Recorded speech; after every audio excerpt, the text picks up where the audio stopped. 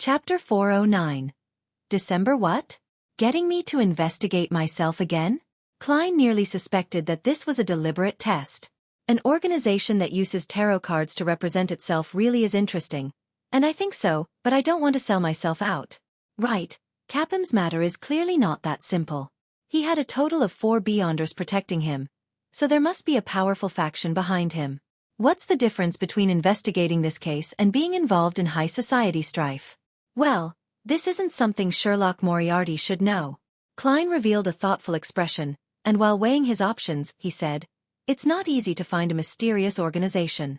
Besides, it's very dangerous." Talum seemed to have expected his answer and chuckled.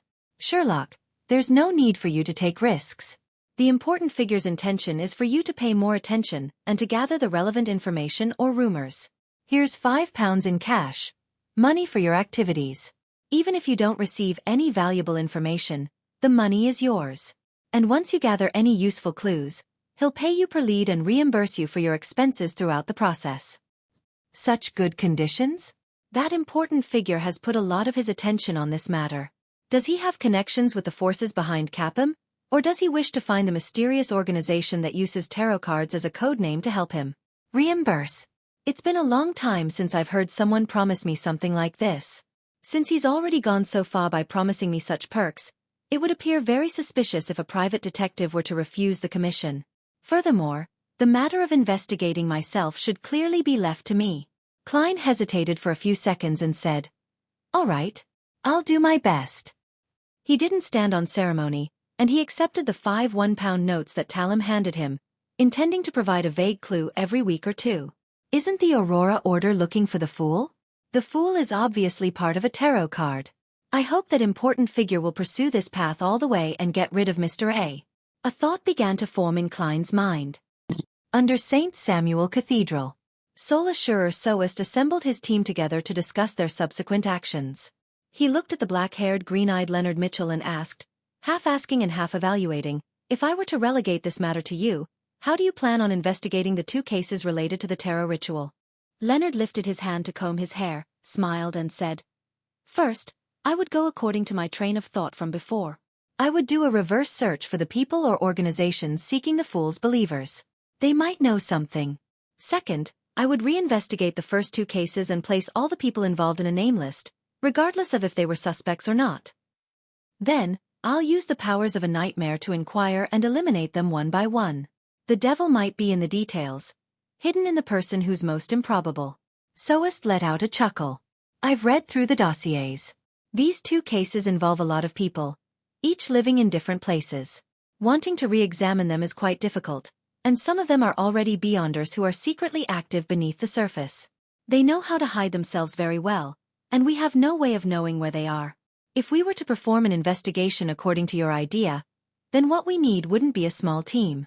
The church would have to inject at least 5 more Sequence 7 or above Nighthawks and the corresponding support personnel. The case we are in charge of is focused on the devil summoning case," another Red Glove reminded Leonard.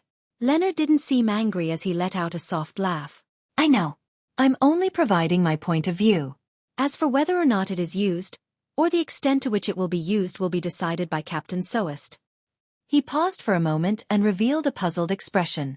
"I don't understand why the 2 cases related to the tarot rituals didn't have a high priority. The former involved an evil god's attempted descent, countless times more serious than a mere devil summoning." Soest picked up his coffee and took a sip before leisurely answering, "The Nighthawks have limited manpower. All cases require a certain priority level.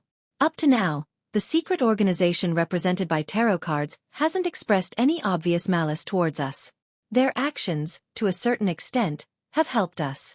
For example, they foiled the descent of the true creator, as well as letting us know that the human trafficker, Capim, isn't a simple person.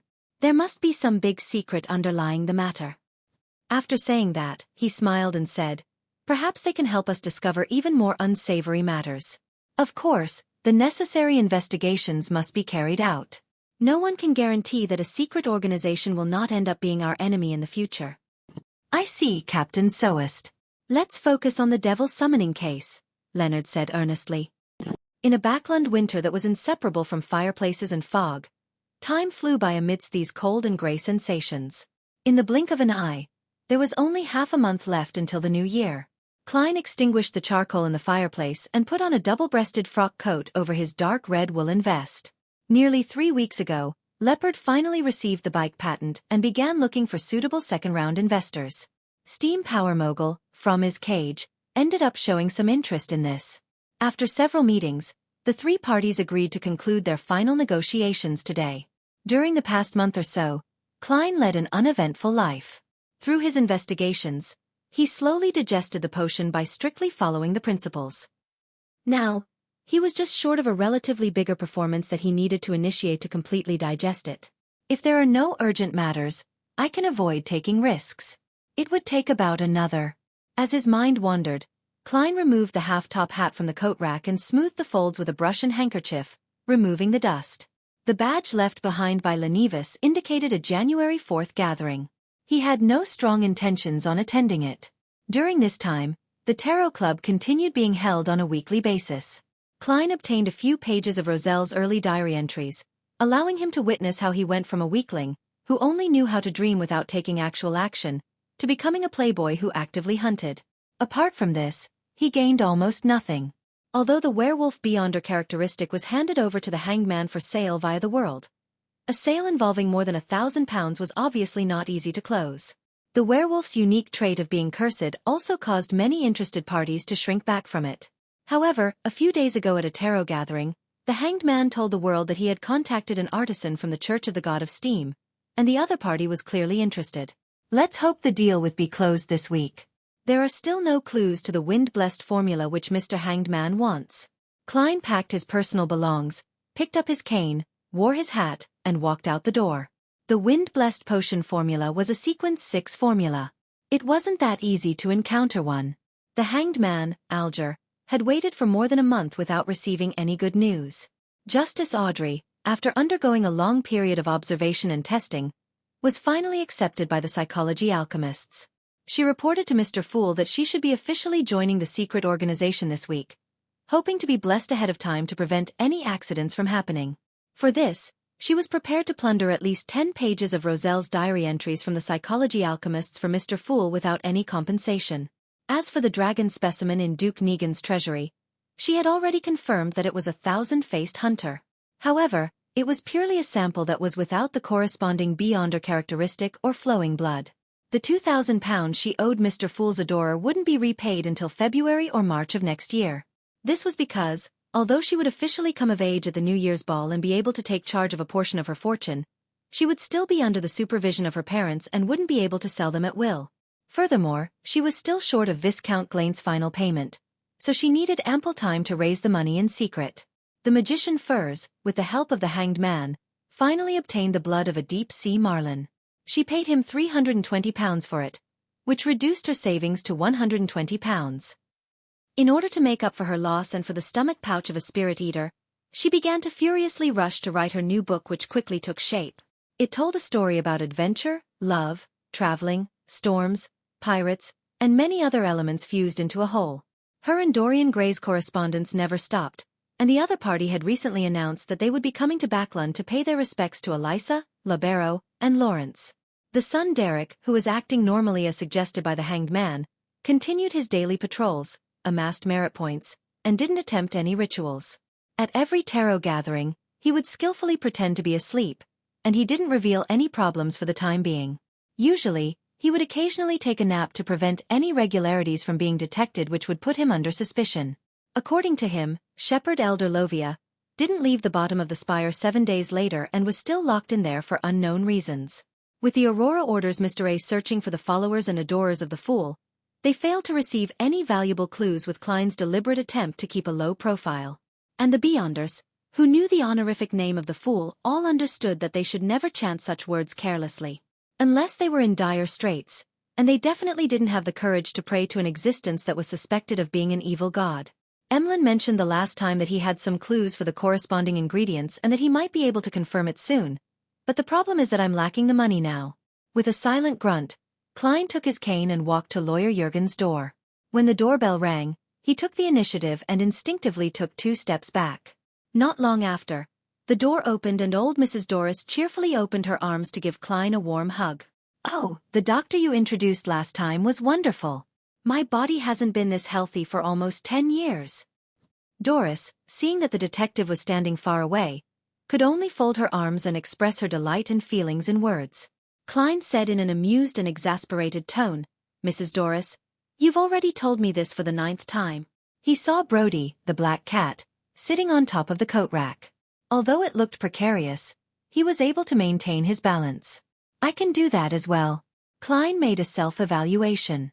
"Is that so?" Old Mrs. Doris asked, perplexed. She immediately tossed the question to the back of her mind and said with a smile, "Are you here for Jürgen?" Klein immediately revealed a smile. "Yes." Matters involving negotiations needed the help of a professional lawyer. Chapter 4:10. Framis Cage, St. George Borough, Surd Street. As soon as Klein and Jürgen alighted from the carriage, they saw a massive object parked in front of Inventor Leopard's door. It was iron-black in color, with a dozen wheels in 3 groups, the top of which towered like a ship's chimney, and smoke was emitted from it.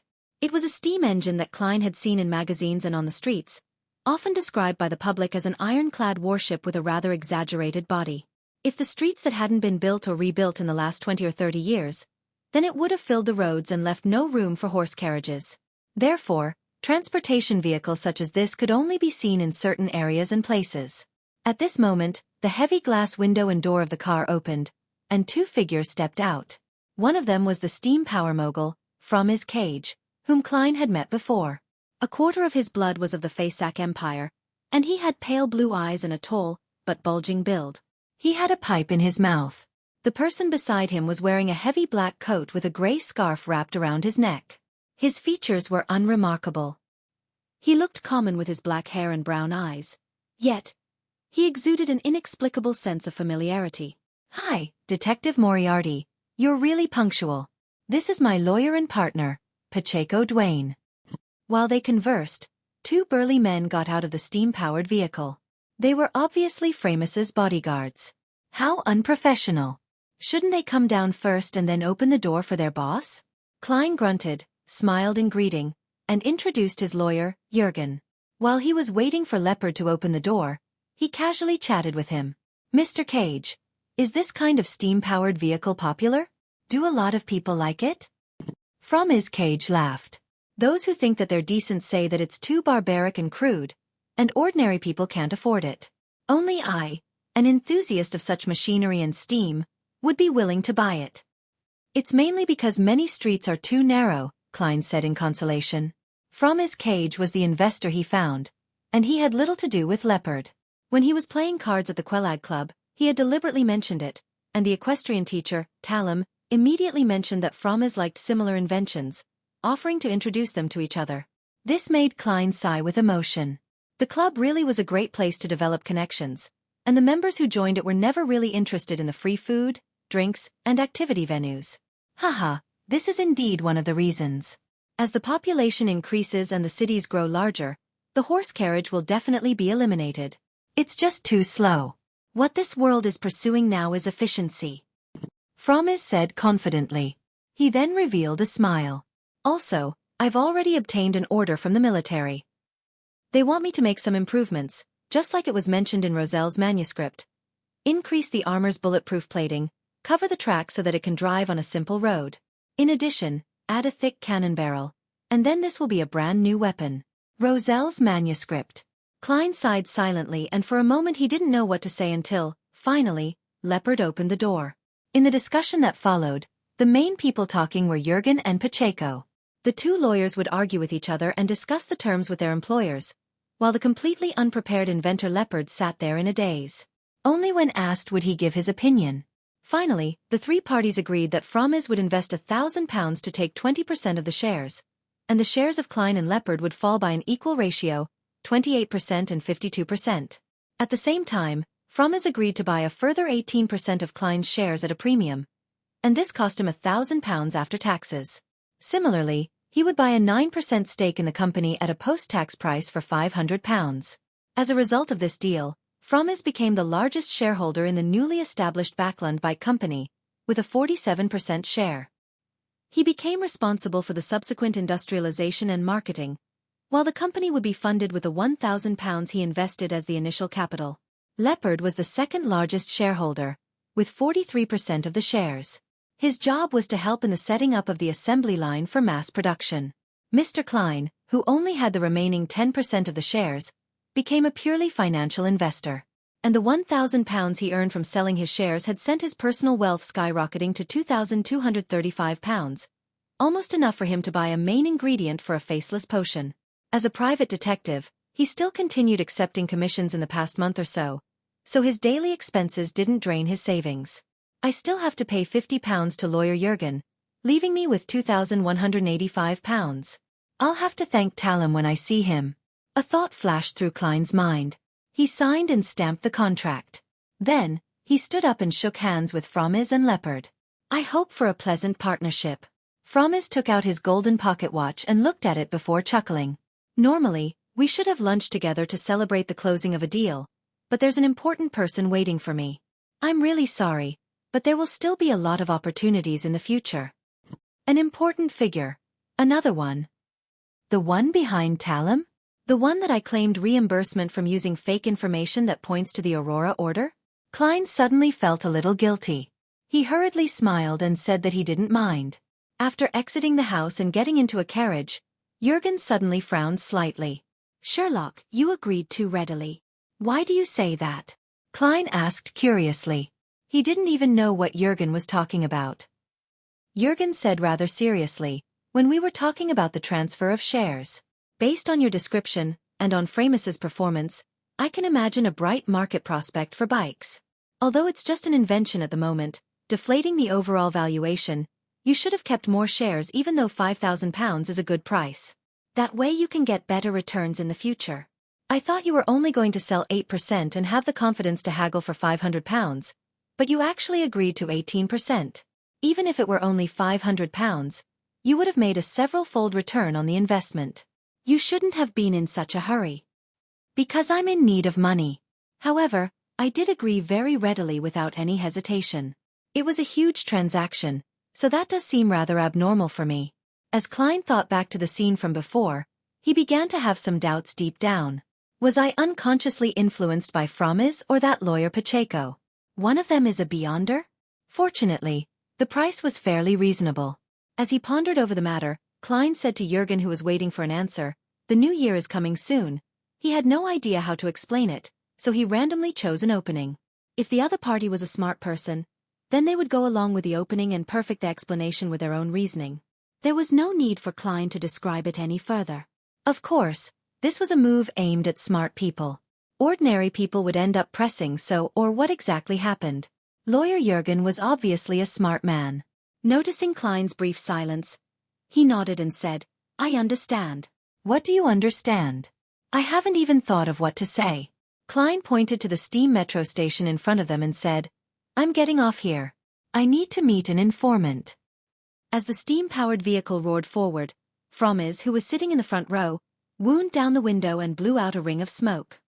He said to the inconspicuous lawyer Pacheco, "Did you use your powers just now?" "It was passively triggered," Pacheco said with a smile. "My powers aren't suitable for such situations.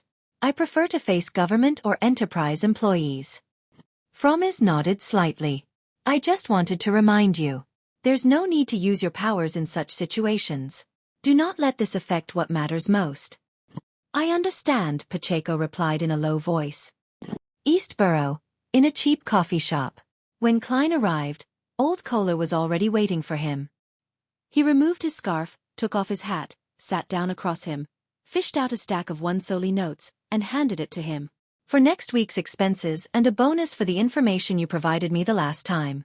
That's a total of £1. He was recently very generous with giving bonuses since he had already found a person to claim them from. Old Kohler, whose face was clearly ruddier than before, received the cash, feeling a little embarrassed. "The information I gave you previously didn't seem to be that important." "No, the importance depends on who wields it. There are a lot of things that you might find trivial, but it's how other people earn their money," Klein explained with a laugh. "What happened this week?" Old Kohler took the stack of bills and stuffed it into his pocket. He said thoughtfully, "Just like before, many people are still looking for the believers of the fool. Haha, How could anyone believe in the fool? That isn't a good name. The corners of Klein's mouth slightly twitched. Are they making progress? The Aurora Order is really persistent. Klein thought helplessly. No, there's no such person. Old Kohler shook his head and then said, there are a few people organizing strikes recently. They came to me a few times, claiming that they will be fighting for reasonable working hours and salaries. It's a very normal thing in this era, but it can lead to quite serious consequences. Klein thoughtfully said, pay attention to the organizers of this matter. But don't be too anxious. Safety first. All right. Old Kohler cleared his throat and said, there have been a lot of gangsters and bounty hunters looking for a person these days. I don't know why, but I believe someone has offered a bounty. Who are they looking for?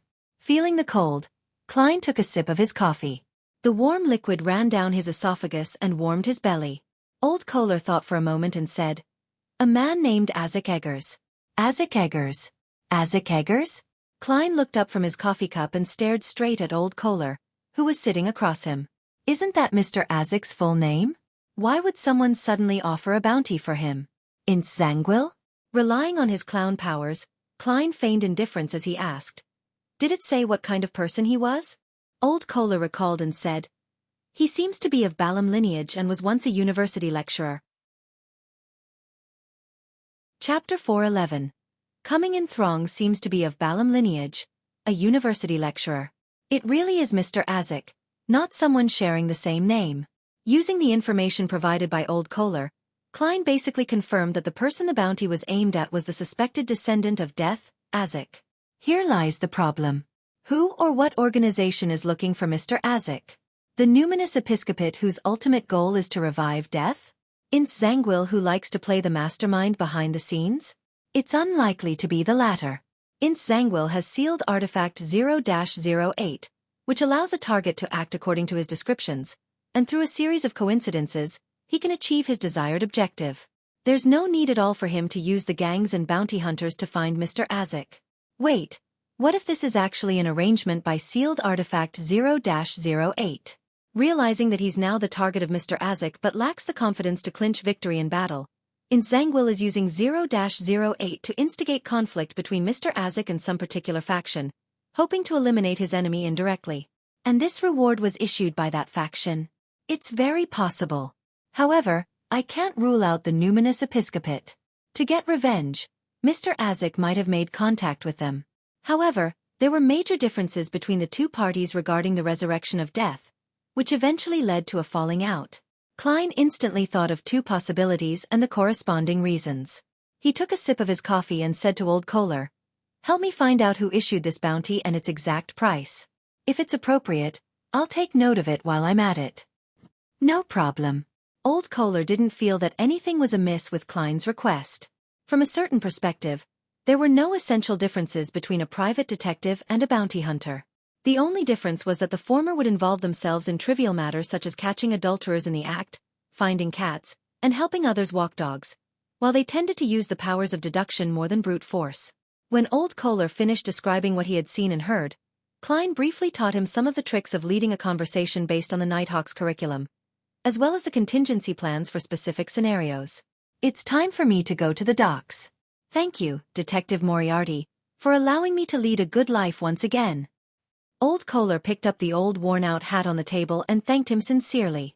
The detective, in his view, not only provided him with a well-paid job, but he also taught him many useful things. Even if the detective no longer needed him as an informant, the skills he learned would allow him to barely survive in East Borough, especially since he was growing older and less capable of laborious work. A good life. In my opinion, what you have now is the basics of what a person should have. After watching Old Kohler walk out the cheap coffee house, Klein sat there in a daze. This was the first time that he had heard a friend's name from someone else since his arrival in Backlund, and it was also the first time that he might have grasped in Zangwill's whereabouts. For the past 3 months, Klein's main goal had been to digest the potion and enhance himself, especially after he killed Lenivus. That was because he knew very well that he and Ince Zangwill, who was most likely a high-sequence beyonder, had an unbridgeable gap. He couldn't be impatient for revenge, especially when it came to the chilling sealed artifact 0-08. He didn't even have the intention to approach and investigate it. Scenes from the Blackthorn Security Company in Tingen replayed themselves in Klein's mind, and those bright polished shoes clearly appeared before his eyes. Raising his head and slowly letting out a breath, Klein took his scarf and hat and walked out of the cheap coffee shop. Hillston Borough. Outside a rather old building. Klein got off the carriage, pressed his hat, and went straight to the door. It was Isengard Stanton's house. The great detective had written to Klein a few days ago, inviting him to come over to discuss a murder case. Mr. Klein, who has been busy with the financing of the bike project, tactfully replied that he had no time to spare as a form of rejection. To his surprise, Isengard Stanton didn't seem to mind and said that the case had hit a brick wall, making it unlikely that there would be any breakthroughs anytime soon. He was very willing to wait for Detective Sherlock Moriarty's visit, and expressed how he looked forward to an exchange that ignited sparks of wisdom. As such, Klein could only first divine a suitable date for the visit, picking the closest date after the negotiations, which happened to be this afternoon. With that, he wrote back and fixed an appointment. Ding dong, ding dong. Klein rang the bell twice and stepped back to wait. More than 10 seconds later, the door creaked open, and the assistant of the great detective Isengard said with a smile, "Good afternoon, Detective Moriarty. Mr. Stanton is waiting for you in the activity room. Would you like coffee or tea?" The assistant was thin and wore gold-rimmed glasses. He looked both refined and professional. Klein looked up at him and said, "Tea. Be sparing on the lemon slices." "No problem." The assistant led Klein into the living room, pointed to the activity room and said, "Sorry, our servants are only temporary, and they just happen to be on their day off today, so I can only trouble you to go over alone." Klein nodded and walked towards the activity room on the first floor. As he lifted his hand to knock on the door, he suddenly felt that something was amiss. "I arranged a visit with Mr. Stanton a few days in advance. Why would I chance upon the temporary servant's day off?" Klein's eyes narrowed, and he pulled out a copper penny. At this moment, the door to the activity room opened due to the knock, producing a tiny crack. In the blink of an eye, as if some seal was lifted, the strong smell of fresh blood poured out and overwhelmed Klein's nose. From what he could see, the reclining chair in the activity room was overturned and was stained with dark red blood. A book lay beside it, its cover facing up.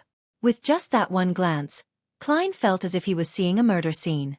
The name of the book caught his eye. The Devil's Legend of Civilau's Burrow. Devil. Klein was about to make a move when a strong wind suddenly blew in the activity room, quickly pulling the door back. Creak. Klein clearly saw the entire interior of the activity room. The charcoal in the fireplace had long since burned out, and there was no longer any red embers glowing. The coffee table, the sofa, the chairs, the cupboard, and other items had either fallen or shattered. It appeared as if he witnessed an intense battle. There was a lot of blood on the carpet and walls, and a lot of scorch marks, but there was no sign of a body at the scene, not even a stump limb. Something happened to Detective Stanton? Klein suddenly took a step back, intending to first leave the place. However, almost at the same time, he felt someone lock onto him. Someone was staring at him with a cold and merciless gaze from an unknown location. The moment he made a mistake in his response, he would immediately be met with a fatal blow. How can this be a suitable day to visit Isengard Stanton? Was my interpretation of the revelation wrong? Klein didn't dare to act rashly. However, he was neither too nervous or flustered. Having experienced many battles and performances, he knew that he needed to stay calm during such moments. Tap, tap, tap. Isengard Stanton's assistant walked over with a tray. On the tray was a tin teapot and 2 white porcelain cups. The assistant froze in place when he saw the scene in the activity room. He looked at Klein, his face suddenly filled with fear as he stuttered, "You killed Mr. Stanton." Every time he said a word, a piece of flesh fell from his face as blood gushed out. After he finished speaking, his body was torn to shreds, turning into a dismembered corpse. It was as if he had always been in that state, with everything preceding this being him in a state where he was stitched up. Clang! Crack!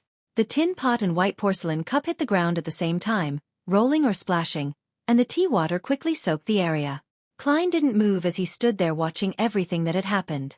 This was because he still felt like he was being watched. The person who had caused this series of events appeared to be waiting for him to make a move before leaping onto his back and snapping his neck. After an unknown period of time, in a silent and eerie stalemate, Klein saw the door to Isengard Stanton's house open up as a group of policemen in black and white checkered uniforms stormed in. When they found the nauseating and dismembered corpses on the floor, they drew their revolvers and pointed them at Klein, who stood at the doorway of the activity room. Despite facing the black muzzles of the guns, Klein relaxed. The wordless gaze that seemed to hold a gun to the back of his head disappeared at that instant. Klein raised his hands and laughed helplessly. "I won't say anything until I see my lawyer." Backlund's Chisak police station. Chained to a water pipe, Klein met lawyer Jürgen once again. "I will accompany you during the interrogation." There was nothing unusual about Jürgen's expression, as though Detective Moriarty belonged here. Klein sighed and said, "What a tragedy. I should be considering what I will be eating tonight, not talking to a stone-faced police officer." The thing he was most thankful for today was that due to the Aurora Orders investigation and the attention of the Rose School of Thought's high-sequence Beyonder, he didn't bring any Beyonder items with him. His only revolver was easily concealed from the body search using a magic-like performance. When he entered the interrogation room, he recounted the letter he received from Isengard Stanton about discussing a case without the police officer's questioning. "Later, we'll go to your house with Mr. Jürgen to retrieve these letters. I hope they're still there." The officer in charge of the interrogation switched gears and asked, "How did you get to know Detective Isengard Stanton?"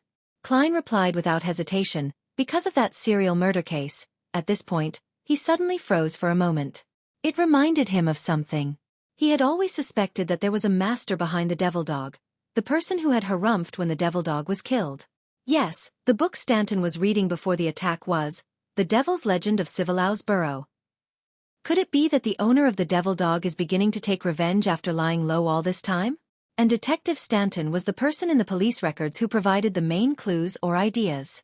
Furthermore, he was the one who received the bounty reward. Klein quickly had a theory. Chapter 412. Later, when he thought about the possibility that the devil dog's owner was involved, Klein changed his strategy and decided to recount his involvement with Isengard Stanton in great detail.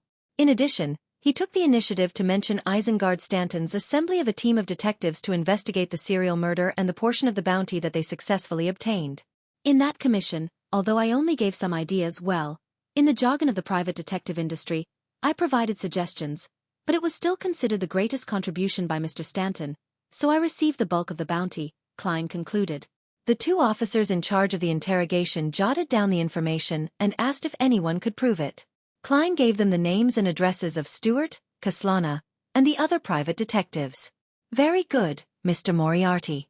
Your answer is detailed enough." A police officer stopped writing and asked, "How long did you spend in Isengard Stanton's home today? I mean, from the time you entered to the time we found you." Klein thought for a moment and, without consulting lawyer Jürgen, directly replied, "About 2 to 3 minutes. What he said was based on what he truly felt.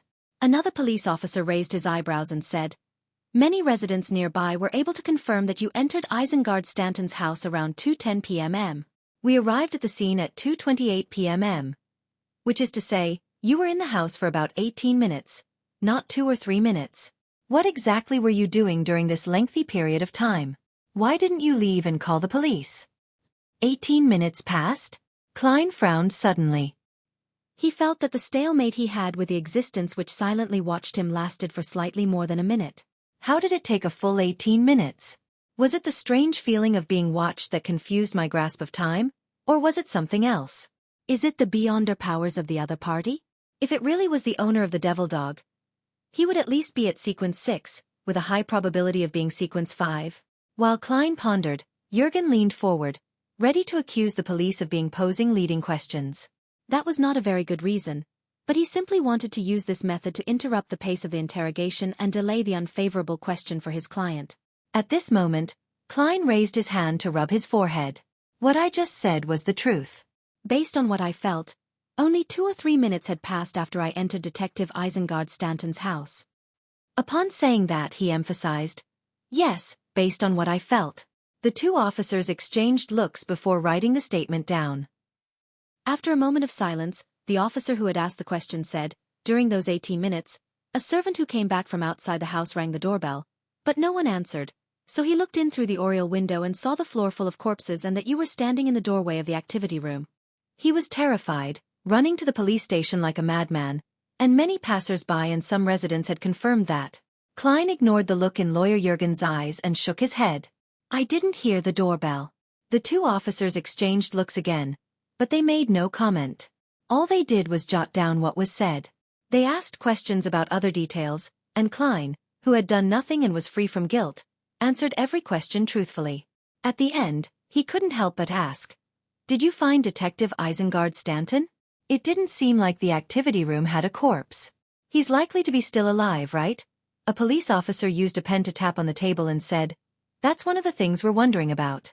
Only the activity room in the house had signs of fighting, and the windows were closed, and they hadn't been opened for days. As you know, it's very normal to do so during Backlund's autumn and winter seasons. The attacker and Mr. Isengard Stanton left the room in a strange way, and we found no trace of him anywhere else in the house or in the neighborhood, not even blood." Without waiting for Klein to speak, he questioned before answering his own question. "You definitely wish to mention the activity room's door and the door to the house, but many people have confirmed that there was no pursuit nearby, nor was there anyone taken hostage or a corpse being moved away.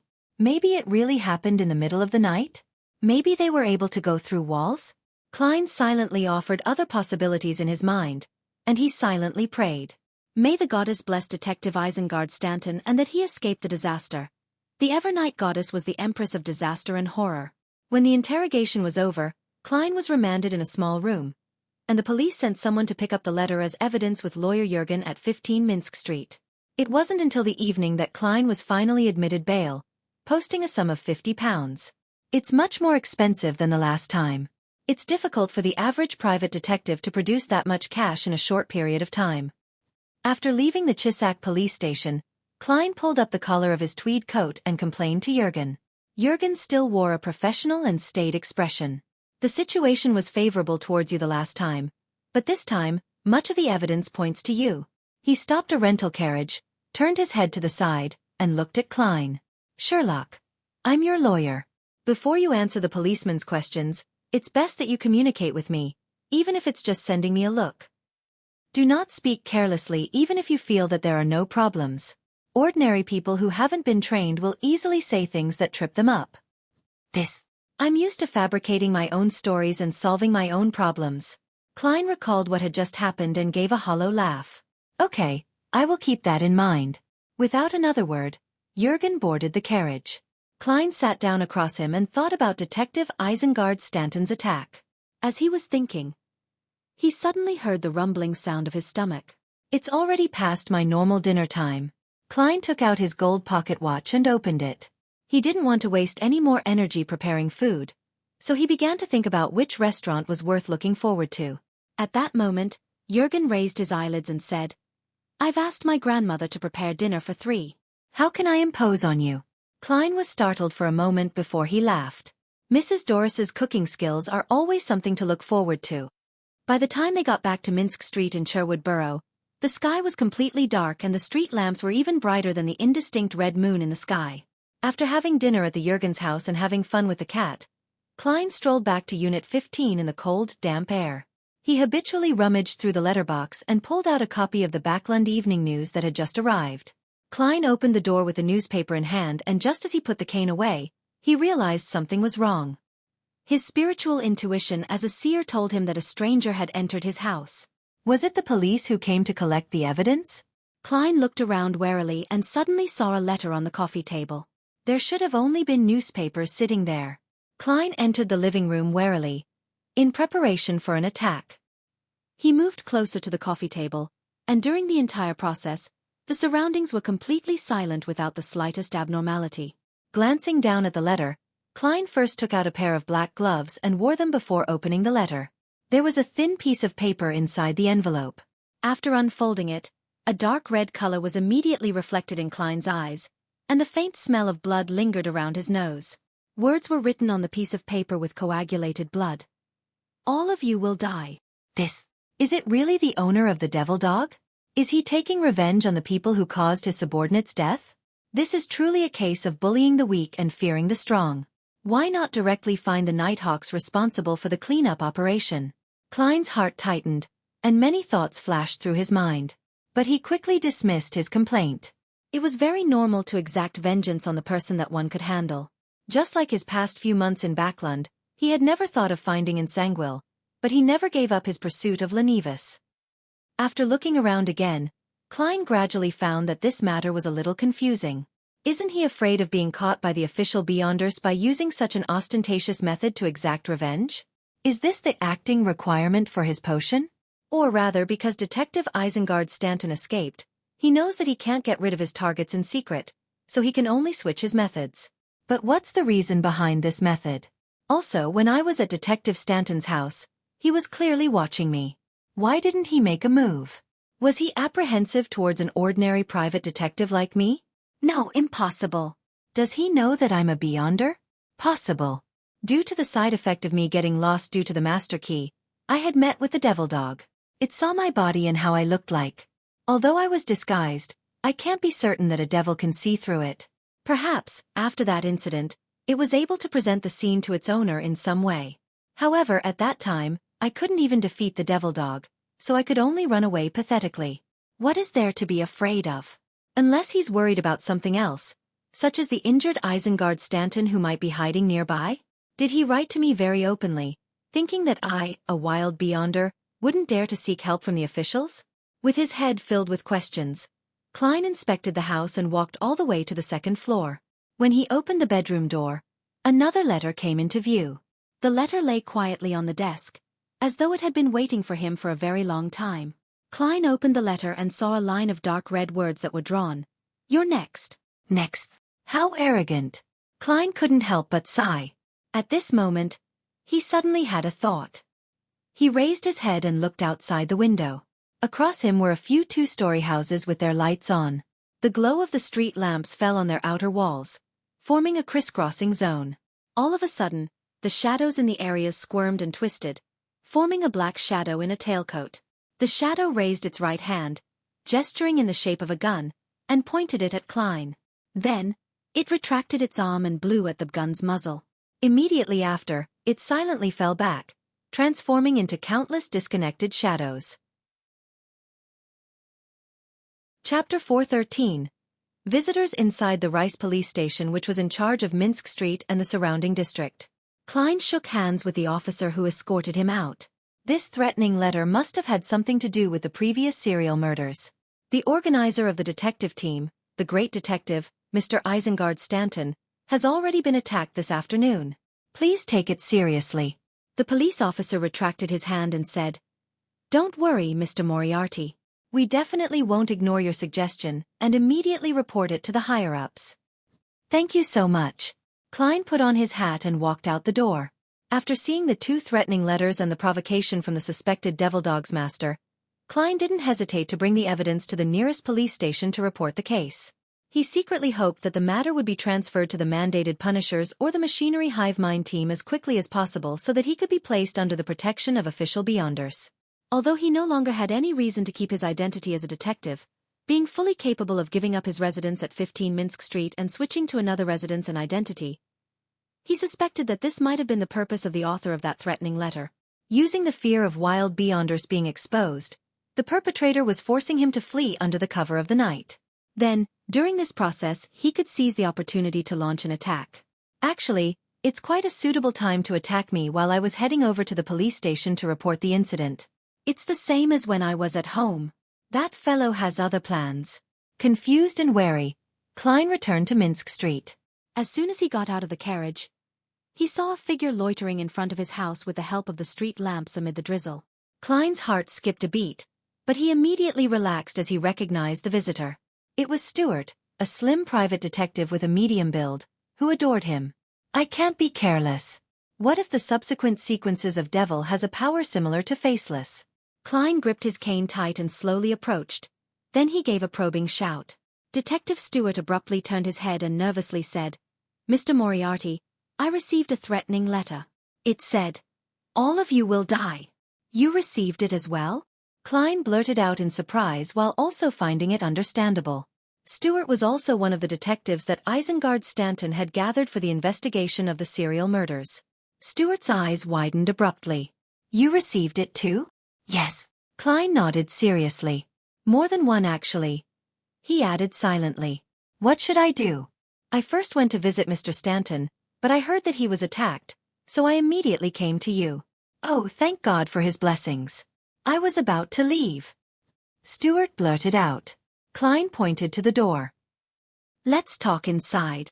After entering the living room, Klein excused himself to the bathroom and hurriedly went above the gray fog to perform 2 divinations. First, it was to confirm that the person was Stuart. And second, if there was any relatively serious danger that night. He received a revelation confirming both. In other words, Stuart wasn't the enemy in disguise, and it would be a night of considerable danger.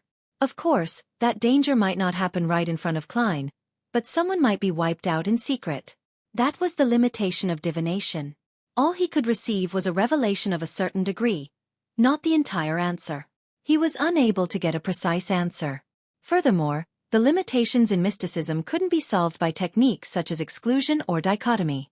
Returning to the real world, Klein pressed the mechanical button of the toilet bowl, and in the midst of the splashing water, he washed his hands and opened the door.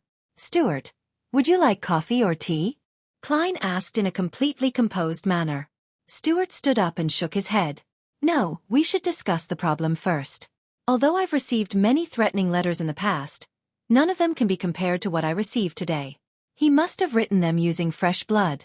My intuition tells me that he'll definitely take action, and that he has the ability to do so. By the way, Mr. Stanton was attacked by that same person, wasn't he?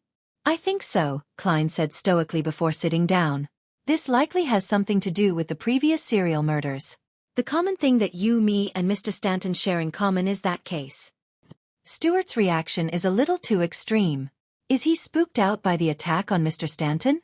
At the same time, Klein was carefully observing Stuart. Being infected by his attitude, Stuart calmed down significantly.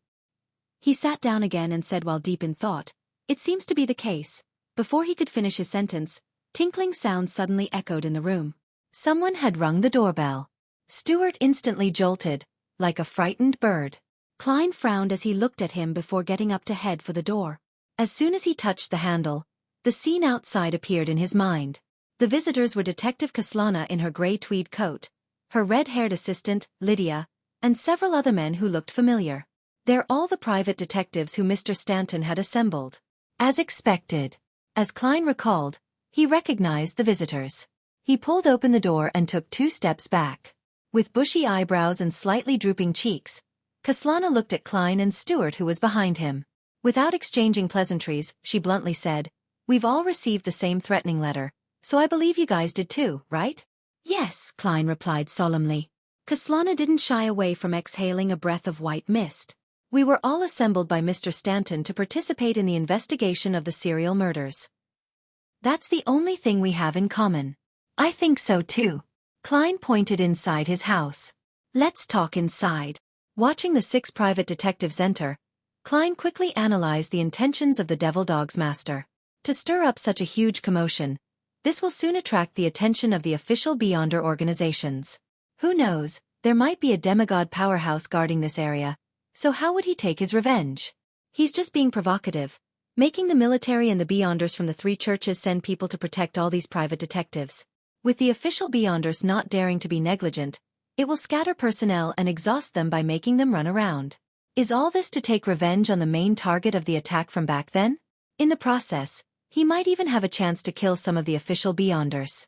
As for the private investigators, he will only take action much later, once their wariness has relaxed. Of course, if probes such as this give an opening, then he definitely wouldn't let it go. To devils who can sense danger ahead of time, this is a method that plays on their strengths. However, the 3 churches, together with the military and the royal family, have many experts in sealed artifacts. They have no lack of demigods or grade 0 and grade 1 sealed artifacts. Is the master of the Devil Dog so certain that there are no powers or items that can restrain this strength of his? No, he definitely wouldn't dare. The official powers, especially the Nighthawks, mandated punishers, and machinery hive mind, have been fighting devils for who knows how many years. In the 4th epoch, even in the more ancient 3rd epoch, there was no lack of similar deeds. The master of the Devil Dog is at most a sequence 5. As long as anything goes wrong, to the point of nothing going wrong, he can be torn apart by a demigod or a terrifying sealed artifact. Why would he still dare to make such attempts? Or it could be said that he's simply toying with the officials and that he wouldn't act, doing it time and time again. Yes, there's another possibility. Using the threatening letter, he's able to get more than half the targets gathered together. Then, using the official Beyonder organization's counterbalancing of each other and the procedural and bureaucratic tendencies, create a time delay. The attack on Mr. Isengard Stanton must have been handed over to the machinery hive mind, who is in charge of supernatural affairs in Hillston Borough, but the ones who killed the Devil Dog were mainly comprised of the Nighthawks. The two organizations definitely don't communicate in detail too much. Well, it can also be assigned based on Mr. Stanton's faith. Which deity does he believe in? I don't seem to know, nor can I tell. In short, with so many private investigators living in different districts and with different faiths, the division of jurisdiction is a troublesome matter, and joint operations aren't so easy to achieve. At this moment, the ones protecting us should only be 2 or 3 groups of official Beyonders. At the very most, they would be at the level of deacons, and they wouldn't use sealed artifacts which are too powerful or dangerous. Even a demigod high-sequence Beyonder wouldn't direct their gaze over to us that quickly. This would give the Devil Dog's master a chance. Although 3 to 4 groups of official Beyonders can definitely kill one or even more than one Sequence 5, as long as he takes advantage of the situation, there's a good chance that he can successfully escape. Klein was able to deduce 2 or 3 possibilities in just 20 to 30 seconds, and giving each of them a preliminary opinion. Thinking of the divination outcome that indicated that there would be significant danger tonight, Klein thoughtfully nodded his head, closed the door, and entered the living room. He said to the sitting or standing detectives, "Have you called the police?" There are almost half of the people who were assembled back then, gathered here. He surveyed the detectives and muttered inwardly. Representing the rest, Kaslana replied, "Some have called the police, while others have tried to find Mr. Stanton or familiar friends. Finally, all of us got together and discussed about visiting you, the great detective." Klein gently nodded and deliberately said, "Everyone, don't be too nervous. The person who sent the letter should be trying to get revenge for that serial murder, but he's only one person, with at most 1 or 2 companions. As for us, we have a total of 8 detectives, all skilled in combat and shooting, so why should we be afraid of him? Besides, we were not the only ones assembled by Mr. Stanton, and it must be the same for those who received the threatening letters. They just didn't end up meeting you or come to visit me." Upon hearing his words, Kaslana and her assistant, Lydia, revealed doubtful expressions, as if they were unsure of something. Another detective took a deep breath. "Mr. Moriarty, perhaps it's as you say, we need not be afraid of him. But he's a sinister snake lurking in the dark. No one knows when he will launch an attack, and no one can guard against it in advance. Furthermore, he might even harm our family members." "Family members? Oh, my wife! No, my little angel!" The detectives were instantly overwhelmed by their emotions as they exhibited exaggerated reactions. Standing behind Klein, Stuart was trembling with fear and anger. "No, I don't want that," he murmured, almost losing control of his emotions. Just as Klein and Kaslana attempted to calm them down, Stuart suddenly drew his gun and aimed it at the back of Klein's head. His eyes were glazed over, and his emotions seemed to have completely overwhelmed him. Chapter 4:14. Desire Apostle. While Stuart was raising his gun to aim, Klein, who had long been on guard, had already detected it. He lunged forward at the same time as Stuart performed his series of actions. Bang! Stuart, who was clearly out of control, pulled the trigger, and the bullet grazed the side of a private detective's face as it hit the wall. Instantly, the other detectives pulled out their revolvers as a result of the stress. It was as if they were looking at the enemy, turning the scene extremely chaotic. Among them, Stuart and a private detective had flushed faces and bulging veins. Their eyes burned with a mixture of fear and anger, as though they had turned into so-called devils. At this moment, Kaslana bellowed, "Stop!" Her voice wasn't loud, but it was filled with awe. It made everyone's body tremble, and they subconsciously complied. Although there was a brief moment of silence, everyone's mood didn't seem to improve. Klein had already rolled over to the other side and stood up with his revolver in his hand. His mind raced, and he couldn't afford to hide his thoughts. He planned to rely on his hallucination ability to calm down the few visitors. Suddenly, the doorbell rang. Ding dong, ding dong. A few of the private detectives suddenly became alert, and their eyes revealed a hint of lucidity. The tinkling of the doorbell was like a bucket of cold water that poured over their heads. Stuart looked at the revolver in his hand and mumbled in a daze. "What was I doing just now? The official Beyonders have made their move?"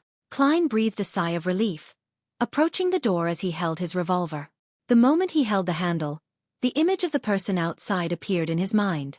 It was a man in a black coat and a hunter's hat. He had gray temples and a thin face, Isengard Stanton. The detective's face was somewhat pale, and his left arm was propped up near the shoulder. He really is all right. Klein was delighted at first, but then he became cautious. He remembered the day when nimble right Master Rosago had transformed into a constable to knock at his door. Klein placed his finger on the trigger, pulled the door open, and took 2 steps back. Isengard Stanton smiled and nodded at him. "Thank you for your visit this afternoon. Otherwise, I might not have been able to continue playing hide-and-seek with that devil. You saved my life." Could it be that the correct interpretation of a suitable date for visiting Isengard Stanton is that by visiting him this afternoon, I was able to help him out of trouble? What about the next few days of suitable dates for visiting? By skirting around the murder scene, I wouldn't be suspected? Klein didn't know whether to laugh or cry. He didn't let his guard down as he made way. What exactly happened? We'll talk later. Isengard suddenly lowered his voice and laughed. Do you wish to discuss the subject of Beyonders in front of Stuart and the others?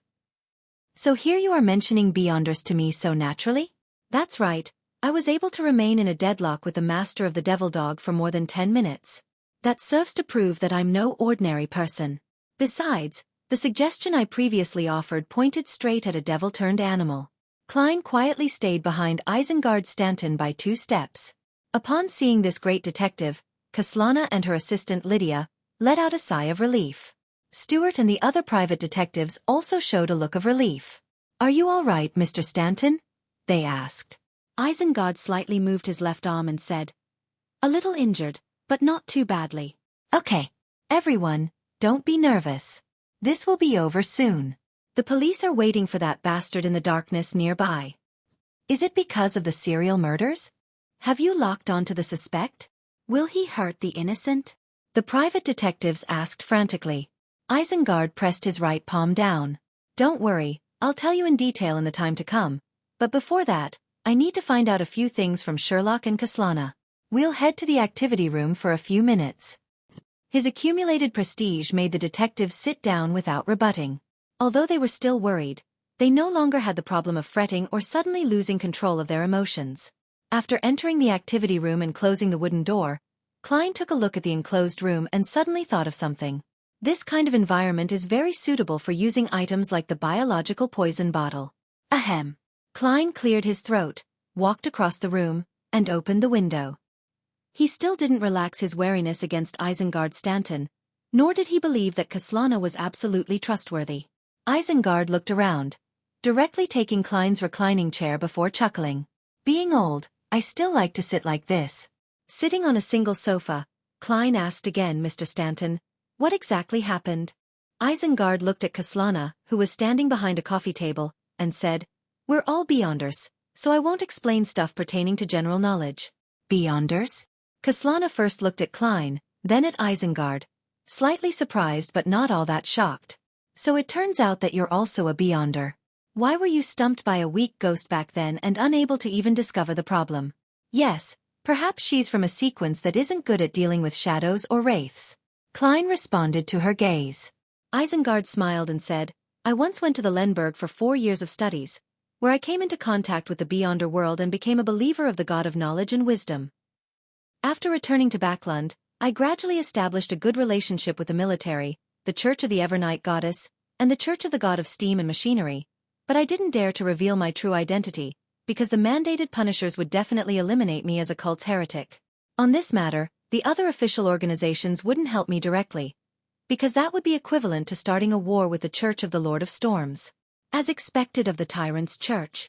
"Tyrant?" Klein asked in passing. Isengard took out his pipe, but only sniffed the tobacco. "This is what our church internally calls the Lord of the Storms." "All right. Let me first return to what happened today. The person who attacked me and delivered threatening letters to you is the master of the serial murderer from before. Heh. You should know that the murderer is a black dog of the devil sequence, especially Sherlock. You were the first to point out that the devil might be an animal." Klein smiled, neither denying nor admitting it.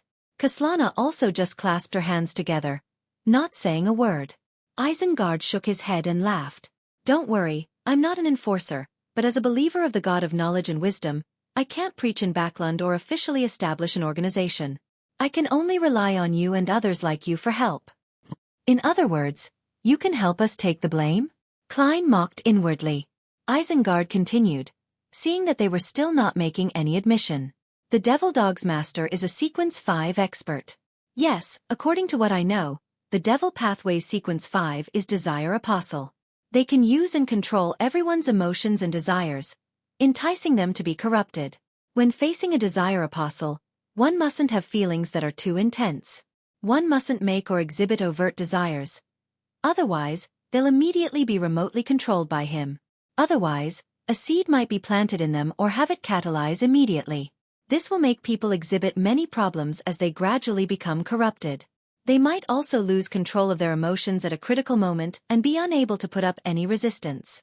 This is a portion of the beyonder powers a Desire Apostle has. I have confirmed these aspects from my battle with him. Upon hearing this, Klein suddenly understood one of the reasons why the culprit had sent out threatening letters and made such provocative actions. He wanted to anger us, making our emotions experience violent changes so that he could bury a corruption seed or catalyze our emotions, making it erupt out of control. This would make his follow-up attack simpler and easier. Fortunately, I'm a beyonder who has experienced many things. At that time, all I had was vigilance and caution. When Stuart and the others saw the threatening letter, their emotions clearly changed, so the Desire Apostle had planted a seed in them. If we hadn't been able to stabilize them in time, the situation would have become chaotic with the internal strife, giving the surrounding official beyonders little time to react, and thus, giving the Desire Apostle ample opportunity.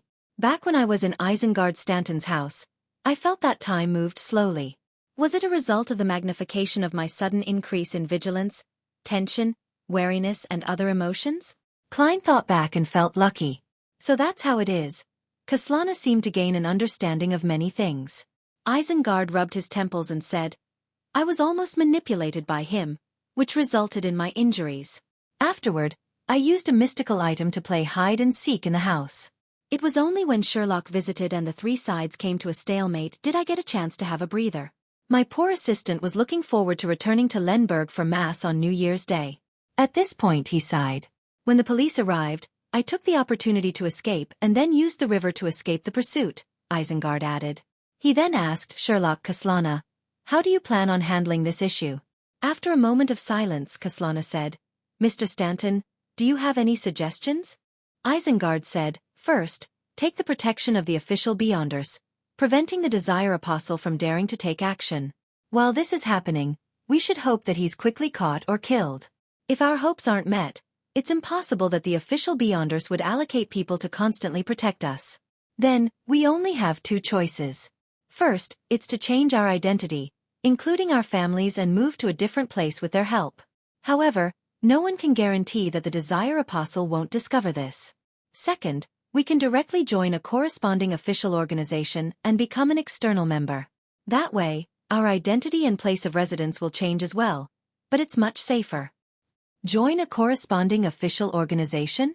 The machinery hive mind? Or go to places like Lenberg or Mason to join the Church of the God of Knowledge and Wisdom? Wouldn't I then come to have 3 last names? No, a believer of 3 churches? Klein felt an inexplicable sense of absurdity. He thoughtfully asked for advice. Are there no other solutions? At the same time, there was no change in Kaslana's expression. It was unknown what she was thinking. Isengard Stanton rubbed his pipe and said, Yes, that is that we join forces to create an opportunity so that we can quickly find and detain the Desire Apostle. Of course, the perfect outcome would be us killing him directly. Chapter 4:15. The Ring. Klein didn't have too big of a response in regards to Isengard Stanton's suggestion.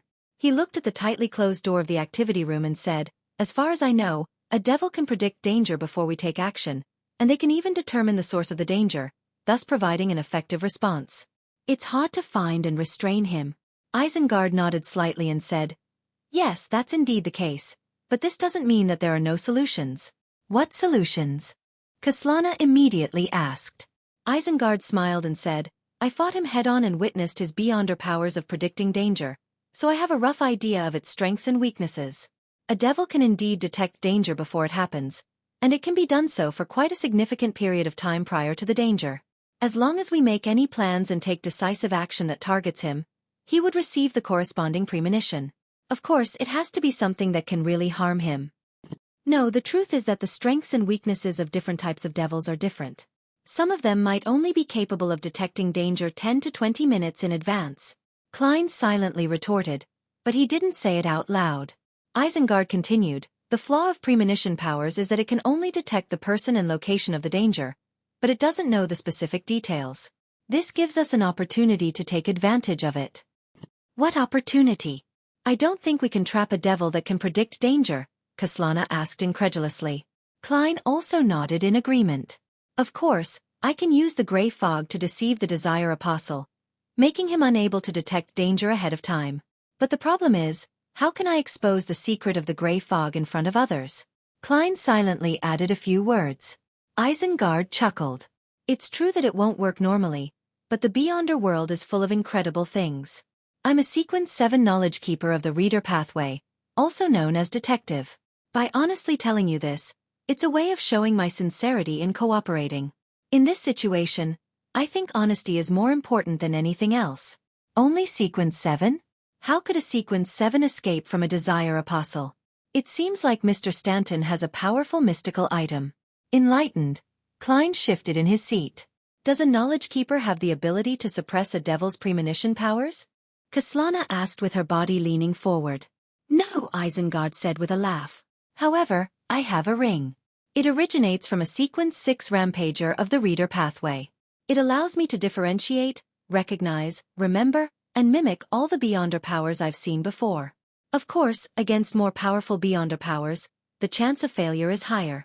Haha, there is a maxim in our church. Omniscience means omnipotence. Why does it sound so familiar? Furthermore, the description of the item. Klein was about to run through his memories when he saw Isengard Stanton take out a gorgeous ring. The ring was inlaid with many small diamonds. Together, they surrounded a beautiful emerald green gem that looked like a human eye. Just by looking at this ring, Klein felt dizzy, as if he had overworked his mind. Isn't this sealed artifact 2-081? Isengard Stanton is old Mr. Eye of Wisdom? Klein looked up in surprise at the detective sitting in the reclining chair. That ring was the sealed artifact 2-081 which Eye of Wisdom had flaunted to him previously and had used several times in the Beyonder gathering. Eye of Wisdom. This code name does sound like it's related to the Church of the God of Knowledge and Wisdom. Klein, using his clown's ability to control his expression as he looked quietly at Isengard Stanton. In the end, he found that some of the outlines of the great detective did match Eye of Wisdom, but there were many details which were highly different. His ability to disguise himself is very impressive. Was it done with the help of 2-081? Klein made a rough judgment. At this moment, he suddenly thought of a scene. If Mr. Stanton says, let all of us work together to resist the Desire Apostle, and the most important thing is honesty. I have already described my sequence and mystical item. It's your turn. What should I say? Silently take out the sun brooch which he sold to me? At that moment, wouldn't he be going, nice, so it's you, punk? While Klein was imagining things, Kaslana looked at the ring Isengard Stanton showed and asked in envy and puzzlement. What power are you planning on mimicking to resist the Desire Apostle's ability to predict danger? Isengard curled the corner of his lips and chuckled. The premonition that devils have towards danger. At that moment, he looked like a hoary fox. That actually works? Klein was instantly momentarily unable to figure out the intricacies.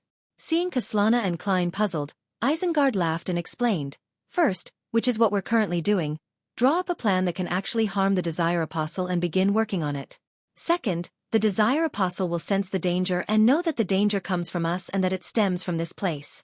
Third, as a devil without any advanced preparations, there are certain things that are instinctual to him that he cannot change. His first reaction is definitely to kill us or to exact revenge on us, and there will be certain changes to his body, after which he will consider whether the current situation is suitable for a counterattack or not, and whether he should choose to stay away from us. Fourth, by mimicking the devil's premonition powers, I'll sense the threat of the Desire Apostle and grasp the source of danger, which is also his present location. That's some godly operation. Klein was quite surprised. But what happens next? The Desire Apostle would run away as soon as he realizes that something is wrong. We won't even have time to chase after him. Doubts immediately arose in him. Isengard looked at the two of them and smiled. According to my deductions, he must be hiding in our surroundings right now. No matter how good he is at remotely controlling the emotions of others, there must be a distance limit. And just now, he had led Stuart and the others to lose control of their emotions. After I escaped his pursuit, the reason why it took me so long to appear here was because I was discussing a plan with the Nighthawks, Machinery Hive Mind, and the military. They will each send 2 to 3 squads who are in charge of monitoring the nearby districts. These districts all have their code names. Heh.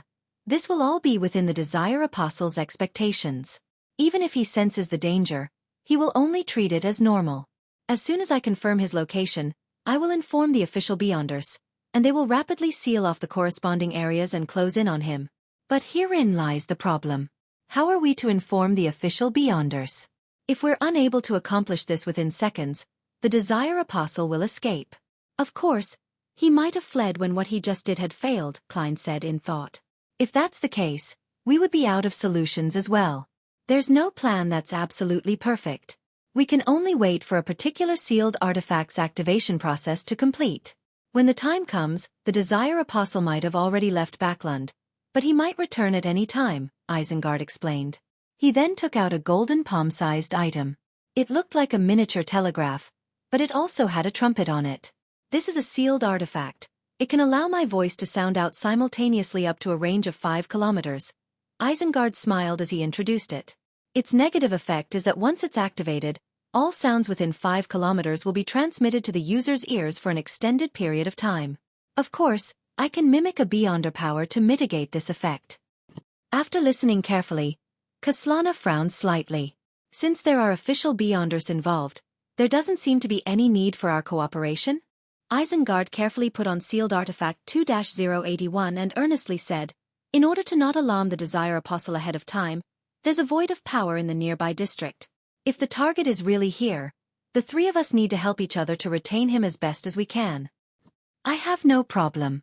Klein pondered for a moment before agreeing. Kaslana also nodded and said, Mr. Stanton, there's no need for you to explain so much. After all, we'll cooperate for our own sake. Haha, an explanation is part of the plan, and an agreement means that the operation is about to begin. Isengard half closed his eyes. The emerald green gem on the ring of his right hand began to glow with a dark blue light. Suddenly, Isengard Stanton stood up, pointing upwards with a grim expression. He's right here upstairs. Klein and Kaslana stood up at the same time, one ready to snap a finger and light a match on the second floor to jump up there directly, while the other followed Isengard towards the door. None of them expected the Desire Apostle to be so bold as to remain in the vicinity after the failure of the previous machination, right in 15 Minsk Street. Maybe he was upstairs watching it all with a cold gaze while we were discussing the plan to deal with him. This thought suddenly popped up in Klein's mind. At that moment, he saw Kaslana's eyes suddenly turn red, and her right hand formed a fist as she punched out at Isengard Stanton's back where his heart was. This. Klein's pupils contracted as he instantly came to a realization of many things. The reason why the Desire Apostle didn't flee was because he still had other plans set up. He still had a seed of corruption in someone's heart that he didn't catalyze. That person was none other than Kaslana, one of the only 3 Beyonders here. The reason why the unsuccessful attempt at instigating them was so easily resolved was to let their guard down and wait for the critical moment to make Kaslana lose control of her emotions. The Desire Apostle's biggest target was still Isengard Stanton. How crafty! Klein snapped his fingers, but it was only an air bullet that was fired at Kaslana. At the same time he shouted, "Be careful!" Isengard had a lot of experience too. He didn't care what the situation was as he threw himself forward. However, Kaslana ignored the bullet, allowing it to strike her arm and allowing blood to splatter everywhere. Bam! She punched Isengard in the back, throwing her entire body forward. Kacha! Klein heard the sound of bones breaking, and the point of contact was the spine.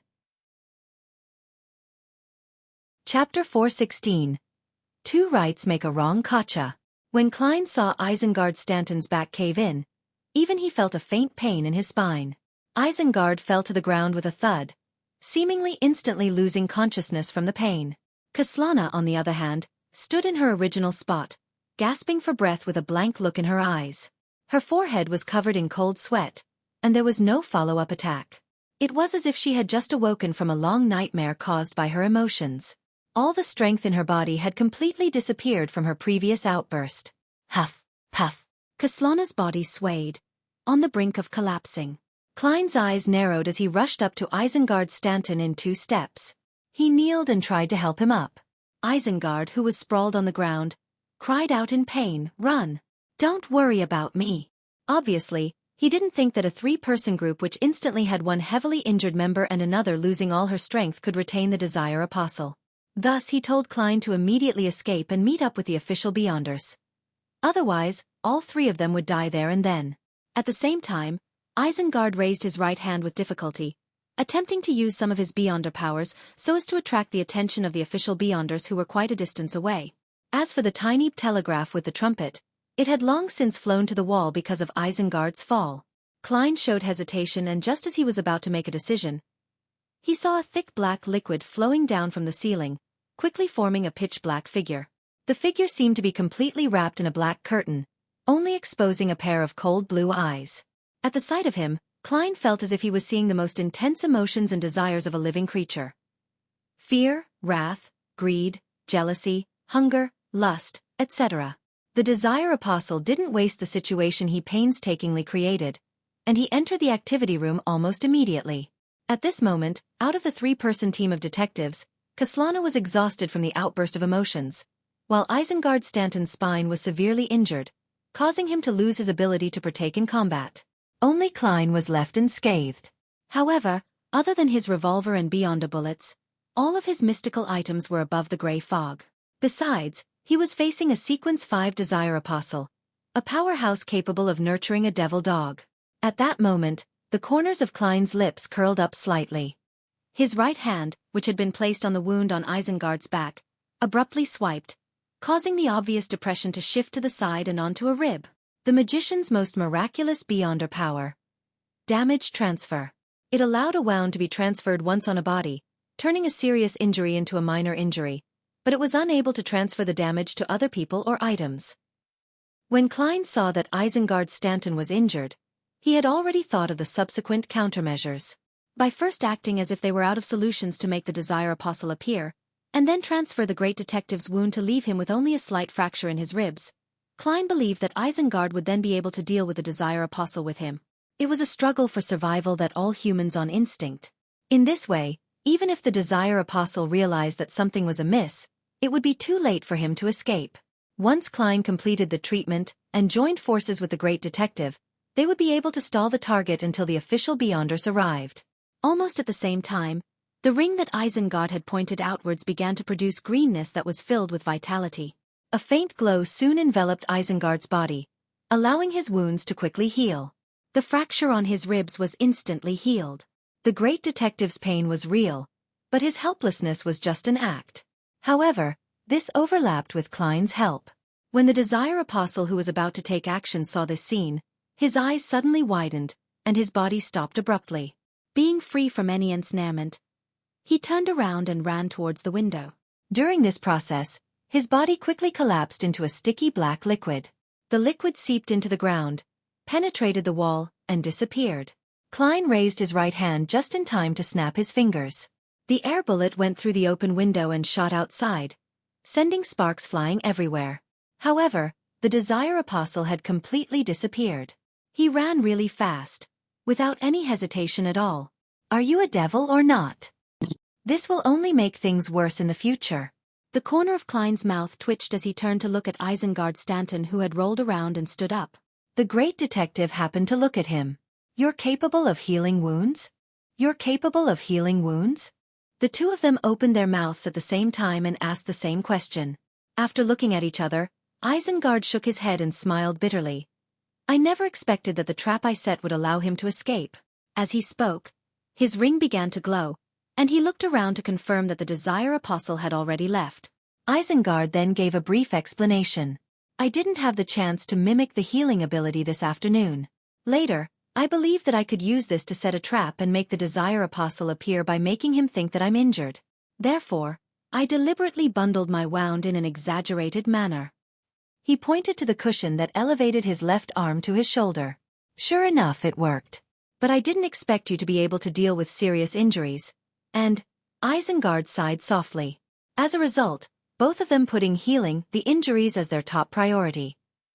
No one held back the Desire Apostle, so the moment he realized that something was wrong, he immediately fled. Both Stanton and I had trump cards that the Desire Apostle didn't know about, and we wanted to use that to trick him. Who knew that we would cancel each other out and allow him to flee? Is this the so-called two rights make a wrong? Klein helplessly laughed. This is because we don't know each other well enough, and we didn't have good teamwork. No, it's my fault, Isengard said sincerely. When I saw that you didn't run away or defend yourself, and instead came over to help me, I should have deduced that you weren't flustered, that you had the confidence and means, but unfortunately while wearing this ring, my brain remained in a highly taxed state. I wasn't able to consider anything else. So sealed artifact 2-081 will passively reduce one's intelligence. Klein smiled and said, Mr. Stanton, it's not the time to discuss who's responsible. The Desire Apostle has already fled. We should consider our subsequent actions. Isengard took off his ring and turned to the door of the activity room. The official Beyonders are arriving soon. I'll go outside to calm Stuart and the others. After that we can come up with a plan. Are you joining me, or do you plan on handling some of your matters? The official Beyonders. Mr. Stanton previously mentioned the Nighthawks, the machinery hive mind, and the military. Please don't be an acquaintance. Yes, my spiritual intuition hasn't warned me, so it's probably not. Mr. Stanton is giving me a chance to clean up and dispose of any sensitive items so that I don't get into trouble with the unfriendly official Beyonders. Many thoughts flashed through Klein's mind as he asked, Mr. Stanton, when you grasped the Desire Apostle's location, where was he? Isengard thought and said, your bedroom. He was sitting in front of your desk. How arrogant. Klein pointed out the door and said, I'll head over there to investigate. I'll see if he left behind any traces. If we can figure out what the Desire Apostle truly looks like, it'll definitely make apprehending him much simpler. I'll leave the rest to you. All right. Isengard moved to the side and helped up the weak Kaslana. Seeing this, Klein suddenly found it amusing. Having discussed so much and made preparations to set up a trap, we still failed to retain the Desire Apostle and ended up in this state. There are always more accidents than preparations. That's why Magician is just a sequence 7. After leaving the room, Klein went straight to the second floor and entered his bedroom. The arrangement inside remained unchanged, and even the distance between the chair and desk was no different from before. However, Klein seemed to see a figure wrapped in a pitch-black liquid. He sat there, looking straight ahead, waiting patiently and calmly for a chance. As expected of a cold-blooded, Klein looked at the glass panes of the oriel window and felt that he could divine if it had reflected something. The devil pathway is good at crime, so it wouldn't be so easy for him to leave clues behind. However, I can try going above the gray fog to give it a try. Klein inspected the area and began to burn some of the mysticism notebooks he wrote in passing. Not long after he finished dealing with the items, he saw a few strangers coming up to the second floor. The leader of the group was a man with a stiff face but a head of frizzled, messy, and stubborn brown hair. In his hand was an ancient silver mirror with strange patterns. On both sides of the mirror there were black gems which were decorated as eyes. Hello, Mr. Moriarty. I am a Cancer Bernard of the Church of the God of Steam and Machinery. Can I inspect this place? Klein immediately nodded and said, no problem. He then politely said, do you need me to follow you and answer any of the questions you might have? All right. Sorry for the trouble. Mr. Stanton has mentioned to me about your situation, Cancer said with a smile. Several of his team members followed behind him. They treated him differently, some ignoring him, some curious, some filled with hostility. My situation? How exactly did Mr. Stanton introduce me and what story did he make up? As his thoughts raced, Klein followed a Cancer into the bedroom again, while the rest of the official Beyonders paired up, each responsible for a different zone on the second floor. This is where the Desire Apostle sat?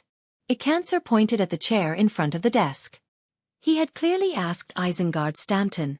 Yes, Klein answered frankly. Without another word, a Cancer raised the silver mirror and stroked its surface 3 times with his right hand. After a short pause, he said in a deep voice, Honorable Arrodes, my question is, what did the devil who was previously sitting here look like? The lights around them suddenly turned dark, as if enshrouded by mist after a rainstorm. A strange aqueous glint appeared on the surface of the silver mirror, forming a scene. A man covered in a sticky black liquid sat on a chair with his back to the window while he faced the bed. Immediately after, the scene changed. The mirror in the corner vaguely reflected the dark shadow side profile, which was similarly covered by the pitch blackness. But he could vaguely make out an outline. The Desire Apostle had very high cheekbones and a pair of cold-looking blue eyes. Chapter 4:17. Arrodes seeing the scene in the silver mirror, Klein revealed a pensive expression. This mirror is very powerful, and it even has its own name. It seems to be a living sealed artifact. Such items might not be too harmful, but the difficulty of sealing it is very high. It's seldom used except for special situations. This person named a Cancer Bernard from the machinery hive mind seems to be highly ranked. He should be a deacon, and definitely not a simple one at that. Divination is limited, so the outcome would almost be the same as the result shown by the silver mirror. Even if I were to go above the gray fog, I wouldn't obtain a better result. There's no way to determine the Desire Apostle's appearance. There are countless people in Backlund with high cheekbones and blue eyes. As Klein was in the midst of his thoughts, the scene produced by the silver mirror quickly dispersed. Following that, words in blood red appeared. Based on the principle of reciprocity, it's my turn to ask the question. If you lie or are unable to answer, you will have to accept an arranged mission by me or suffer a penalty. Klein pricked up his brows when he saw that. Is this some truth or dare mirror? Interesting. The words which resembled dripping blood slowly changed into new characters, forming a new sentence. What is Red Light's true name? Red Light. One of the leaders of the Great White Brotherhood? One of the 7 pure lights above the spirit world? Klein thought through it carefully and realized he didn't know the answer. He only knew of Yellow Light. Venethan. Icancer's throat bobbed up and down as sweat gradually appeared on his forehead. After a brief moment of silence, he said in a deep voice, Nanides.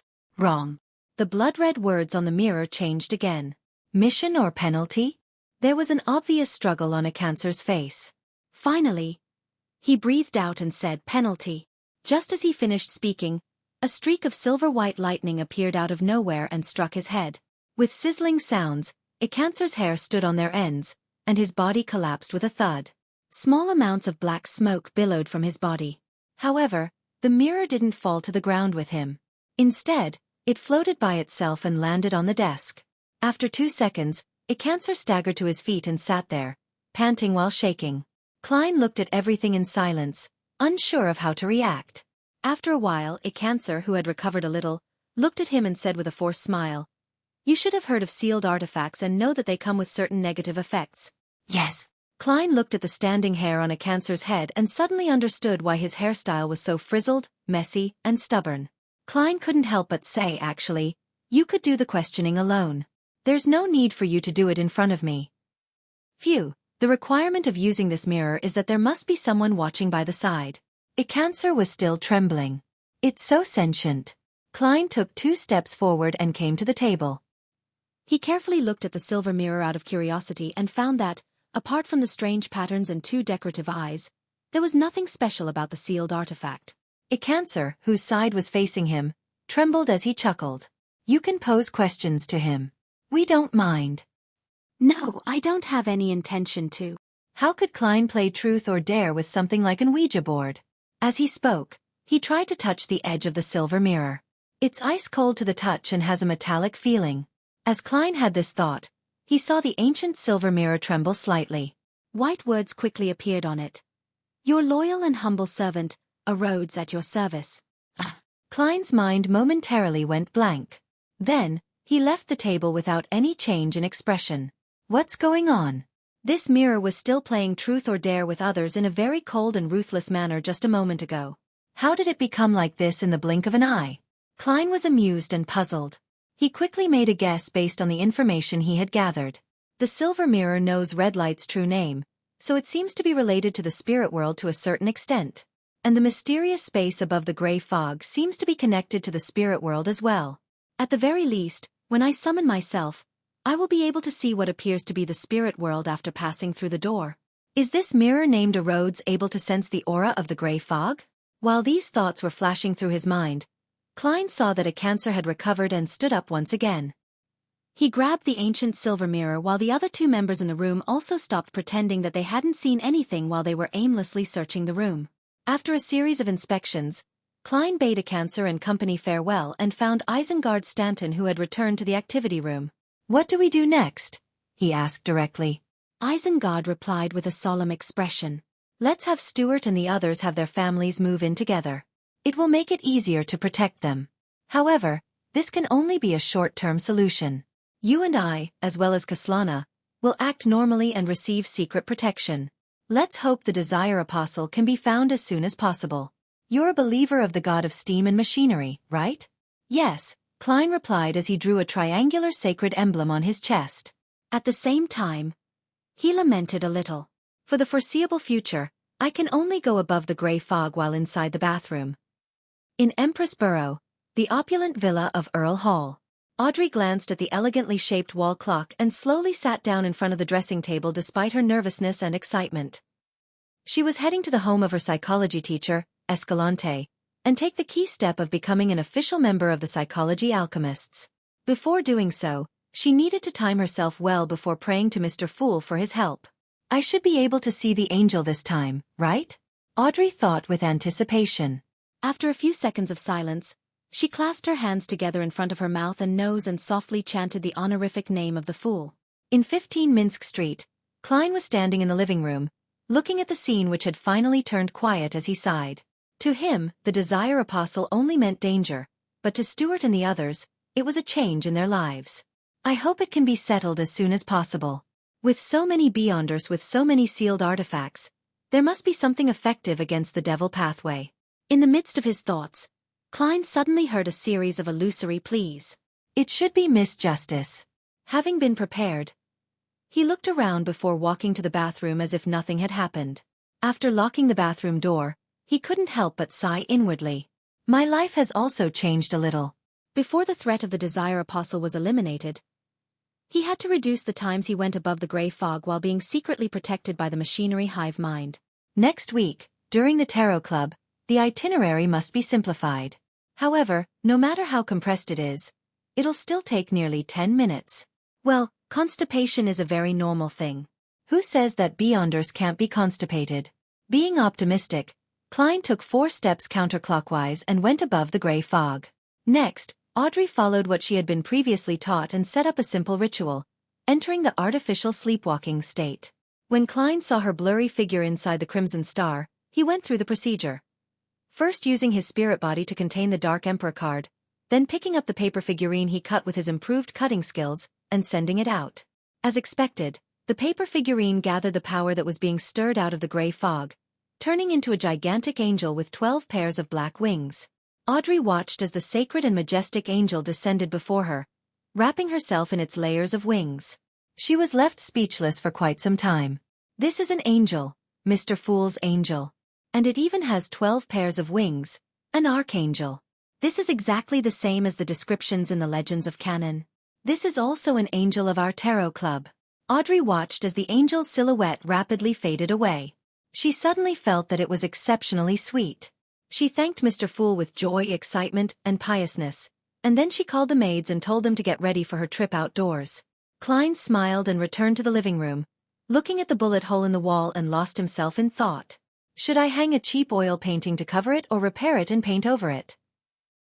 In Escalante's house at Hillston Borough, 7th Avenue, Audrey left her maid and bodyguard in the living room and followed the mistress of the house into the activity room with Susie, her huge golden retriever.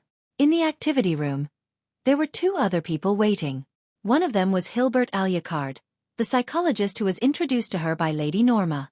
The other was Stephen Hamprez, who had organized the previous psychology discussion. At that moment, although it was already time for the banquet, there was only a single ordinary candle lit in the room. The candle was placed in the middle of the coffee table as its faint yellow flame flickered, dispersing the darkness in the activity room.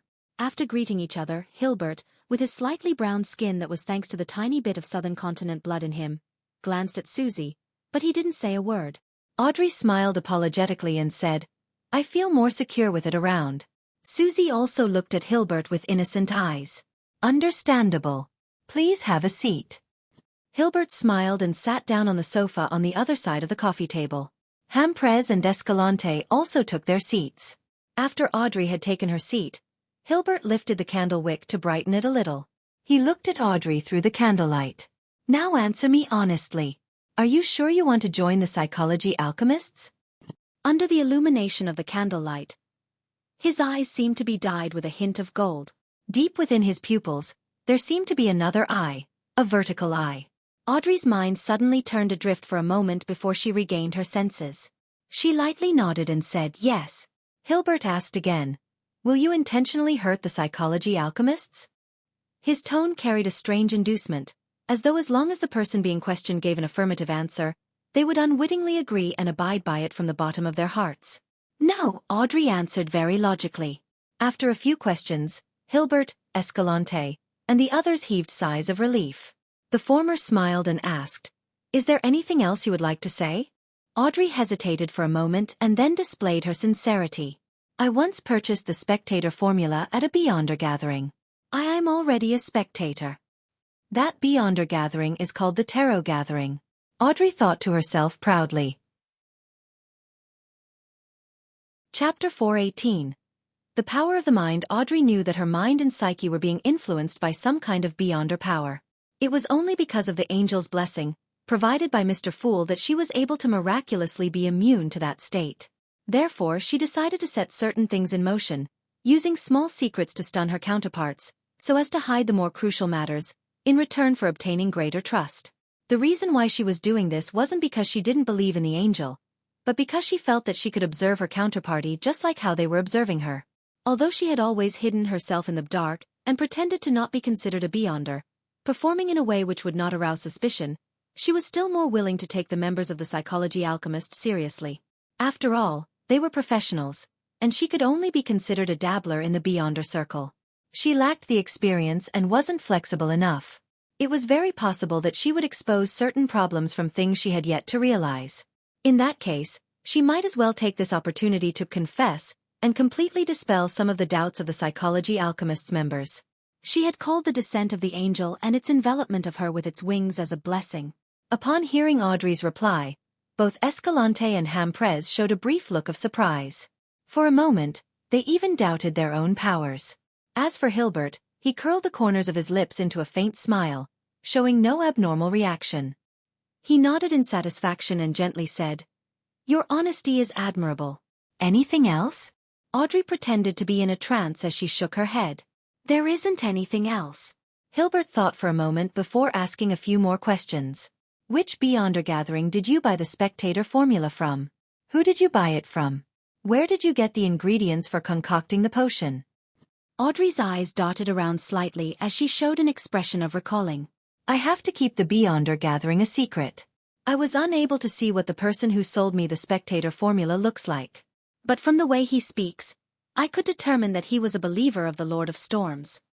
Upon hearing that, Hilbert nodded slightly, as though he recalled something. Audrey continued, "My spectator potion ingredients were mainly found from my family's vault. The rest were exchanged from my few friends." 2 spectator potions, she added silently. Most of them were found from her family's vault. Hilbert, Escalante, and Hamprez ruminated over the words, momentarily at a loss for words. After a few seconds, Hilbert nodded to Escalante and Hamprez, indicating that he found everything all right. After receiving the same reply from the rest, the gold tinge in his eyes faded, and the vertical pupil in his eyes faded rapidly. Hilbert touched the wick of the candle again, causing the flame to flicker. In that instance of alternating light and darkness, Audrey discovered that the strange power that affected her had suddenly disappeared. She controlled her adrift expression and switched to an appearance of doubt and inquiry. "I didn't expect you to already be a spectator." Hilbert chuckled. "Ha!" Audrey showed her surprise and panic at the right moment. Knowing what kind of emotional reaction to show in the appropriate situation and knowing, in detail, what kind of expression and body language to react with was the basic skill of a telepathist. Hilbert smiled and said, "There's no need to be nervous. We don't mind. That was the last of our tests. Congratulations. You have passed all the tests. Now, you're an official member of our psychology alchemists." "All right then." Audrey hesitated, then she smiled. It felt like a dream. She then stood up, lifted the edges of her skirt, and bowed at Hilbert and the others. She then said with a faint smile, "We are now companions." Escalante and the others immediately stood up and bowed to the beautiful girl of noble status who was so polite to them. After the two sat back down, Hilbert organized his words and said, "Miss Audrey, I'm going to formally explain to you about the situation of the psychology alchemists." "All right," Audrey said with a smile. "Just call me by my name." Hilbert nodded. Leaning back, he crossed his right leg and clasped his hands. The original Psychology Alchemists was just a seminar for enthusiasts who all believed that the mind has limitless power and infinite wonders. Later on, this seminar obtained a treasure map and found the relics left behind by Hermes. Hermes of the Hermes language? Audrey asked in excitement. Yes, he was one of the earliest masters of mysticism from the human race, and the language of ancient Hermes that he created resonated with the power of nature. He was active during the Dark Second Epoch. Back then, humans were only the servants and slaves of giants, Hilbert said with utmost reverence.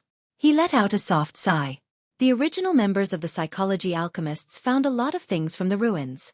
They discovered that Hermes was a mysticism master in the field of the mind. His research target was the dragons that ruled the sky during the Second Epoch. To be precise, the dragons of the mind.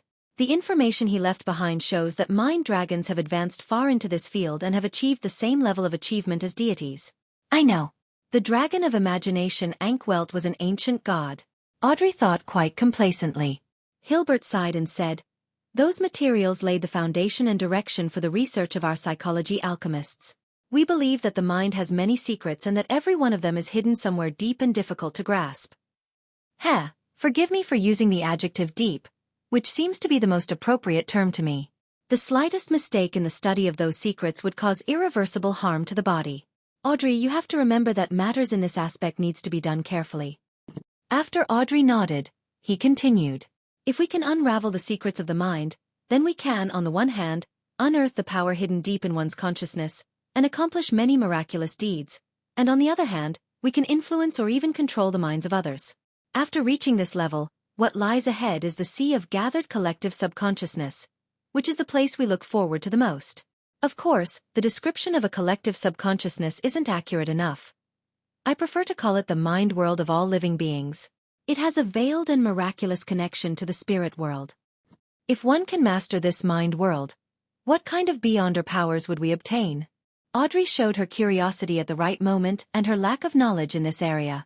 Hilbert smiled and said, "You should have noticed some of the wonderful phenomena in the real world.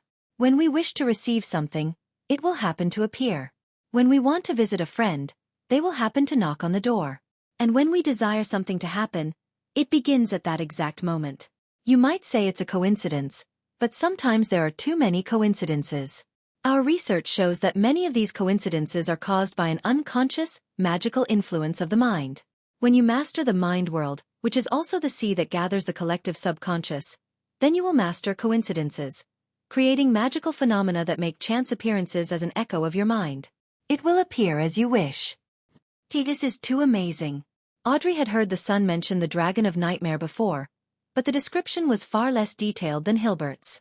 Hilbert chuckled and said, "At our level, it's better not to discuss such a deep and profound question.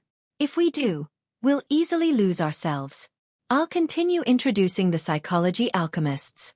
The discovery of the ruins marked the establishment of the organization. The members at the beginning wanted to maintain a state of pure academic discussion, but they would always need help when encountering matters. Similarly, they lack items and research materials.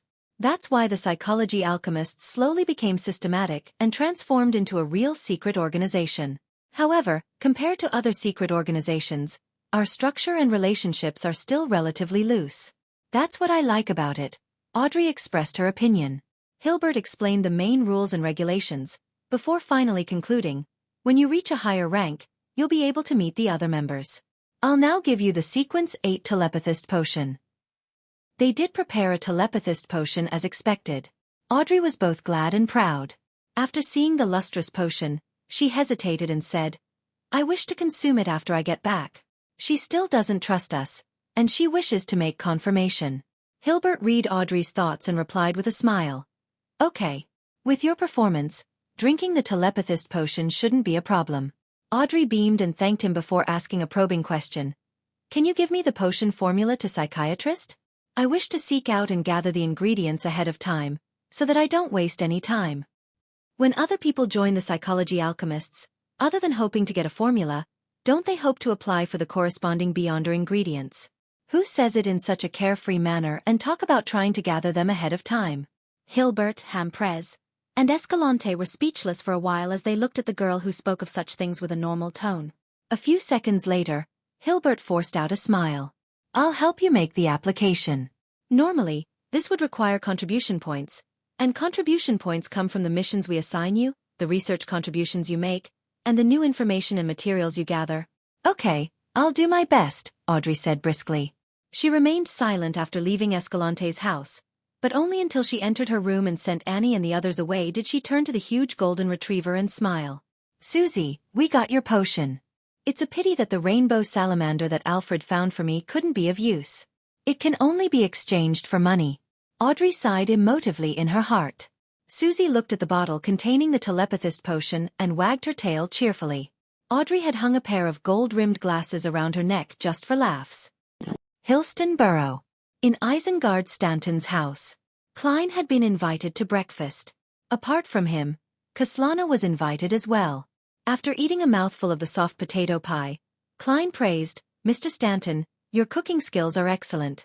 Isengard, who had gray hair at his temples, smiled and said, it's a specialty of Lenberg. And to the Beyonders of the Church of the God of Knowledge and Wisdom, being multi-talented is a common trait. Its sequence 6 is called polymath. It's easy for people to lose control for the corresponding potion. Until now, I still don't have the confidence to make the advancement attempt. Chapter 419. Wishing Polymath. This sequence sounds strong just from its name. The Reader Pathway's Sequence 7 is called Knowledge Keeper or Detective. It's a job that leans towards grasping knowledge and deduction. At most, it would be accompanied by decent combat techniques and the ability to use machinery, so it cannot be considered powerful. But at Sequence 6, there seems to be a sudden qualitative change, especially more so in the field of Beyonder combat. From the looks of it, each Beyonder pathway has its own critical point below the high sequences, but it isn't fixed at a particular sequence. For example, the Seer pathway's critical point is Magician. Klein drank a mouthful of hot coffee and didn't try probing on the secrets to other sequences. Instead, he smiled and said, Mr. Stanton, you seem to be quite relaxed. You're not nervous or worried at all. Isengard didn't answer immediately.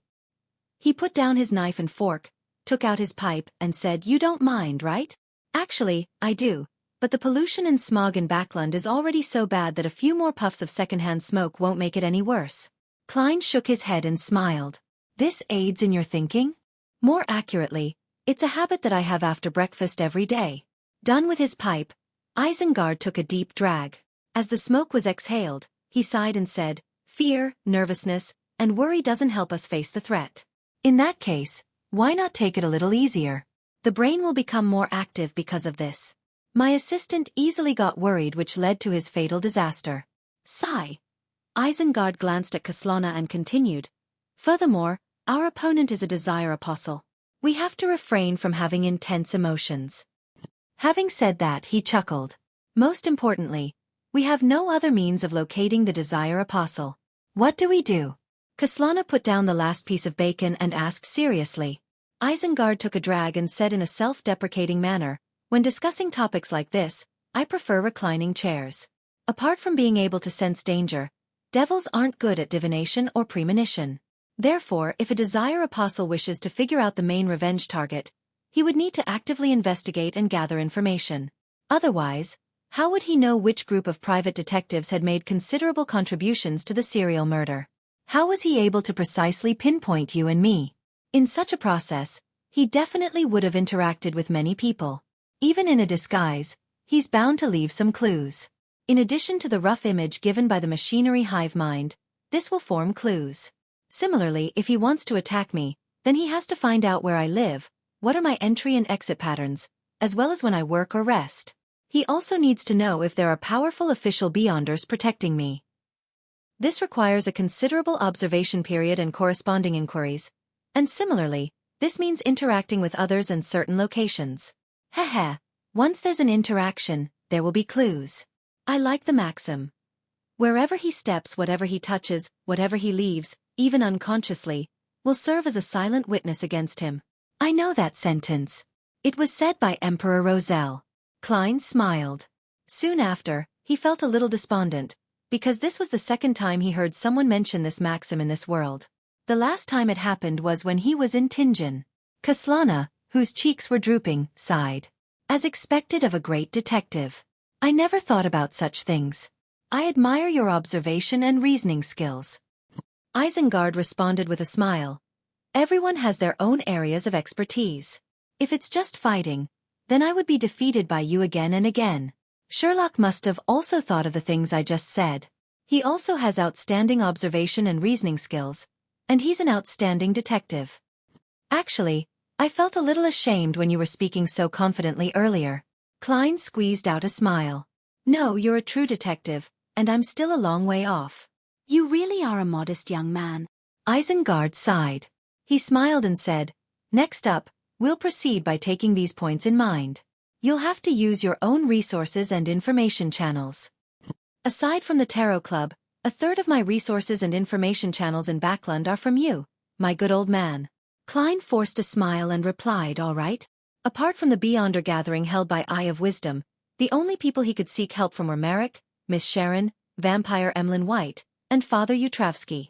With the machinery hive mind secretly protecting me, I'll have to eliminate Miss Sharon and Merrick. I can visit Emlyn the vampire as he's now a half-believer of Mother Earth, and is under the protection of Bishop Utravsky. He wouldn't encounter any danger from the official Beyonders. Klein instantly decided on the direction to take. Kaslana remained silent for a few seconds before replying. No problem. Klein wiped the remaining cream onto the last bit of toast, chewed, and swallowed it at a leisurely pace before asking, Mr. Stanton, you previously mentioned the activation of a particular sealed artifact. Will it be able to help us deal with the Desire Apostle? Yes, it played a critical role in finding and surrounding the Devil Dog back then, Isengard replied frankly. Its code name is 1-42. 1-42? A Grade 1 sealed artifact is highly dangerous and can only be used in limited ways. Even the Backland Diocese can only keep 1 or 2 items.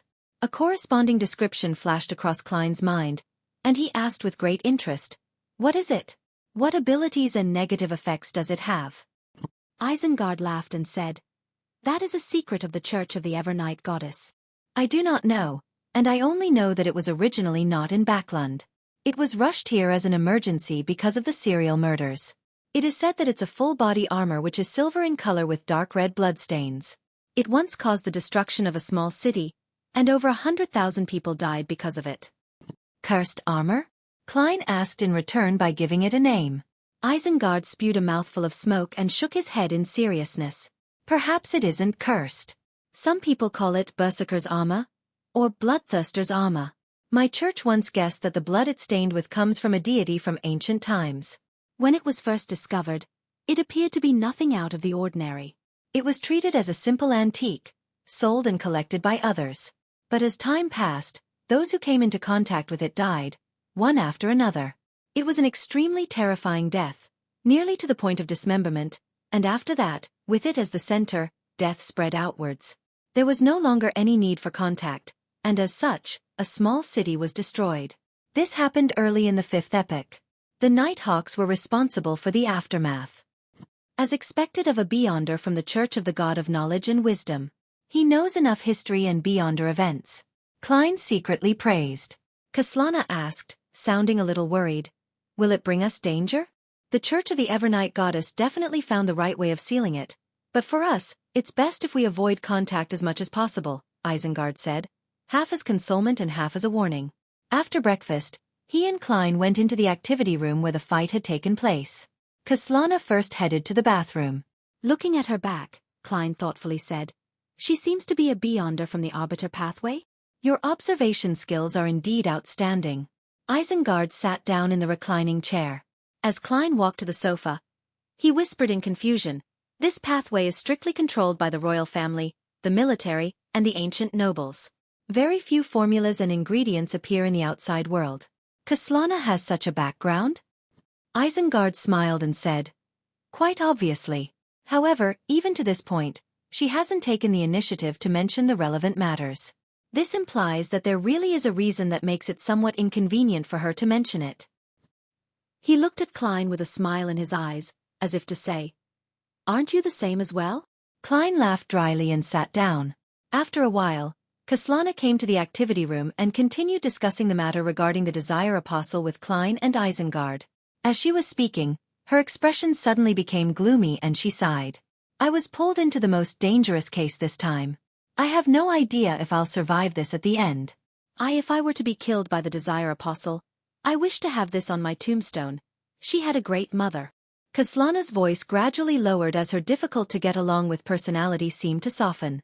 Isengard shared the same sentiments and nodded. "Similarly, he's the most dangerous enemy I've encountered." He then laughed and said, "If I die because of this, and both of you are still alive, would you be willing to help me deliver my remains to the Holy Temple of Knowledge in Lenberg? Stop raising death flags." Klein's mouth was half open, and he didn't know how to stop the two detectives in front of him. "No problem, but I hope this day will never come." He tried his best to dispel the thought. Isengard glanced at him and asked curiously, "Sherlock, what about you? If you were killed by the Desire Apostle, what wish do you have that you hope others can fulfill for you?" "Revive me." Klein sighed and said, "I hope that I can be buried in a cemetery with good scenery. It's best if my corpse is intact and is sprinkled with holy water and fresh flowers." The core meaning of his words was, "Do not cremate me." The three of them fell silent for a while until they heard the tinkling sound of the doorbell. The visitor was the deacon named a Cancer Bernard from the machinery hive mind. His hair was stubbornly squeezing out from the brim of his hat, giving his deep masculine outline an indescribably messy feeling. This time, he wasn't holding the silver mirror named Arrodes. It was unknown where he had put it. "If I have a chance, I wouldn't mind using that magic mirror to see how my loyal and humble servant would react," Klein thought. A Cancer didn't enter. He stood there, looking at the detective trio. He then quickly said in a deep voice, "There's a clue to the Desire Apostle." Chapter 420. Devil Family Westborough, 6 Edward Street. A Cancer Bernard pressed down on his black hat, pointed at the door behind the fountain, and said to Klein, Isengard and Kaslana, "We have reverse investigated the various information channels for any leaks of news or information. Combined with the outline of their side profile as well as getting the help of the magic mirror, we managed to have a preliminary suspect." You obviously paused for a moment when you mentioned the magic mirror. "I wonder what price you paid to get the answer you wanted." Klein sensed the problem in a Cancer's tone and felt a baffling hint of sympathy for him. "It's the owner of this house?" Kaslana returned with a question, sounding almost certain. Isengard Stanton looked around and said, as if pondering, "You chose to inform us directly because you found another piece of evidence?" "Yes, the portrait of the house's owner proves some of it." He never takes photographs," a Cancer answered frankly. "Besides, the people around here have seen a big black dog in the neighborhood many times in the past. This can basically prove that the suspect is that Desire Apostle." Having said this, Isengard couldn't help but laugh. "Sorry, we were too anxious and didn't give you a chance to introduce the suspect." As he walked around the fountain and toward the front door of the house, a Cancer quickly said, "The owner of this house is Patrick Jason, the principal shareholder of a small bank. According to the description from his neighbors, he's a cheerful, enthusiastic, and optimistic middle-aged man who has remained a bachelor, but it is believed that he had several mistresses. At this level of wealth, the number of servants he hires is utterly inadequate. Every time a banquet or ball is held, he would need to hire a batch of temporary attendants from the City Family Servant Assistance Association. In regards to this, his explanation is due to a problem of insomnia. Too many servants will affect the silence he needs. I can tell that he has many secrets which need hiding, so he doesn't dare to hire too many servants," Isengard said half-jokingly. Klein, who didn't hire a single servant, said somewhat guiltily, "Perhaps it's simply because his finances aren't as good as others think." "Yes, that's a factor that cannot be ruled out." Isengard stepped up to the porch and came in front of the main door. A Cancer looked at Klein and said as if in enlightenment, "You don't hire servants and only have your landlord's maid do temporary cleaning twice a week. Is it to conceal the secret that you're a beyonder?" "Of all my secrets, that is the most trivial one." Klein deliberately smiled bitterly and said, "Yes." As they spoke, a Cancer pushed open the front door, and an indescribable stench drifted out. The smell of decay. Isengard made a judgment in an instant. A Cancer called over a machinery hive mind team member. Carlson, any discoveries? The Beyonder, Carlson, wore thick glasses and had a complicated expression on his face. We found a lot of bodies here. In the cement in the basement, in the thick walls, and in the places where the garden is overgrown with weeds, one hidden corpse after another was found. The earliest could be from more than a decade ago, and the latest are the servants who were still alive a few days ago. Some of them are just bones, some slightly rotten. Deacon, this place is like a human slaughterhouse. As he spoke, the machinery hive mind members and the carefully selected police officers behind him carried out one corpse after another. Some of the corpses were dismembered. Tongues, fingers, stomach bags, eyes, etc. were all lying in disarray. Some of the corpses were only bones. It looks like many of Backlund's disappearance cases will be solved because of this. Isengard pinched his nose and sighed. When Klein saw an intestine which was almost dragged across the ground, he exhaled and turned to look around the house. Machinery hive mind member, Carlson, muttered again. Jason paid his servants very high wages and gave them a lot of holidays. The servants living around him were all very envious. Jason's cook even promised his child that he would be home this week and take him to the circus to watch a performance. A true devil, Kaslana was slightly perturbed. Looking around, Klein restrained his emotions and solemnly asked, "Why are the furnishings of the house so simple and crude?" As a banker, even if the bank he owns isn't big, Jason should have had expensive porcelain, excellent paintings, luxurious wall clocks, and all sorts of items made of high-quality silk. Why can't we see any of that here? Well, the wood for his furniture is still pretty good. Carlson glanced at Deacon Acancer, and after receiving an assenting nod he said, "It's clear that Jason had planned this revenge for a long time. He sold the valuable but inconspicuous items in the house, and he had even agreed to the Varvat Bank's purchase of his estate. After killing his servants, he sped up his liquidation and sold the oil painting and other items. He appeared to be certain that he would definitely be found, and he didn't have any thoughts of getting lucky. Before taking action, all he had left was his house, furniture, and identity. It's unknown where he had moved large quantities of cash, precious metals, and jewelry to." After listening to Carlson's description, Klein suddenly thought of a few adjectives. Calm, rational, crazy. A true devil, Isengard evaluated before sharing his deductions. He is clear-headed and calm in his actions, but he has a strong crazy tendency and a spirit of adventure, which is characteristic of the past two deeds. Therefore, we have to be wary of him taking risks. Klein grasped the gist of Detective Stanton's words. Yes. Isengard gravely nodded. Next, the few detectives searched the house and found a lot of evidence to prove that Patrick Jason was problematic. They also saw the portrait hanging in the activity room. It depicted a middle-aged man with tall cheekbones, blue eyes with a tiny of gray, ordinary facial features, and neatly combed hair. He didn't have any special features. At that moment, Acancer came in and said to Klein and the others, "We found some items in a secret chamber that confirms that Jason Patrick had attempted to summon an even more powerful devil, but for some reason, he didn't succeed. And those items have confirmed his identity. He's a member of the devil family known as Beria, so his real name should be Jason Beria." The Beria family? Klein nodded, unsurprised. In the ancient Fourth Epoch, the human faction that worshipped devils formed a scattered alliance known as the Blood Sanctify sect. This organization was internally divided quite drastically. The three great devil families of Noise, and Ariel, and Beria were a tripartite balance of forces. Their ancestors once received the bestowment of the Abyss, and they worship an evil god by the name Dark Side of the Universe. They believe that he is the ruler of the Abyss and that he is the devastator of the world who would corrupt and degenerate the real world's entire universe. Isengard introduced to the unaffiliated Beyonders, Kaslana and Klein. Acancer shook his head and added, "If a deeply divided organization doesn't eventually split, integration and unification are inevitable trends. Various situations and rumors indicate that the Beria and Anariel families have gradually weakened since at least 1,000 years ago, to the point of becoming vassals of the Noise family in recent decades. Well, the Beria family's symbol is the abstract symbol combination of a pentagram and goat horns. Regardless, the Beria family is still an extremely ancient family with deep roots. It's no wonder Jason was able to raise a devil dog. Sigh, that's just one of the reasons. Another reason is that he owns a bank, even if it wasn't big. In the Second Epoch, the ancient god that corresponds to the dark side of the universe is Devil Monarch, Farbati. Is there any connection between the two? Klein sighed while feeling curious. After much searching, the three detectives and the machinery hive mind members could only confirm that Jason Patrick was the Desire Apostle, but they were unable to find the man's current location. On the pretext of getting help from others, Klein took a handkerchief that Jason had used during the devil summoning ritual, with plans on finding a chance to divine above the gray fog. After all, Jason had dealt with the items he often came into contact with.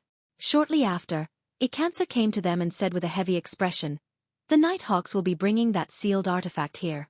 We will be making a move first." "All right," Isengard and Kaslana answered at the same time. As for Klein, he had long since raised his hands and feet in approval inwardly. After exiting Jason's villa, which occupied a large area, Klein looked back and his expression gradually turned grim. He said doubtfully, "I think there's a problem." "What problem?" Kaslana hurriedly asked. Klein deliberated and said, "He sold the bank, his business, and many valuable items ahead of time. That means that Jason is prepared to give up his current identity and life. If his motive is solely to seek revenge on the Devil Dog, it's not sufficient to initiate such a series of actions. Maybe he had a very deep relationship with the Devil Dog? Sherlock, you might not think so, but I've seen people who treat pets as family," Kaslana said in disagreement. Isengard, who was standing beside them, solemnly said, "No, Sherlock is quite right. Kaslana, do you know what the ancient name of the Devil Pathways Sequence 8 is?" Kaslana revealed a look of contemplation. She had apparently heard of it, but she couldn't immediately recall it. At that moment, Klein answered for her in a low voice, "Cold-blooded." Cold-blooded.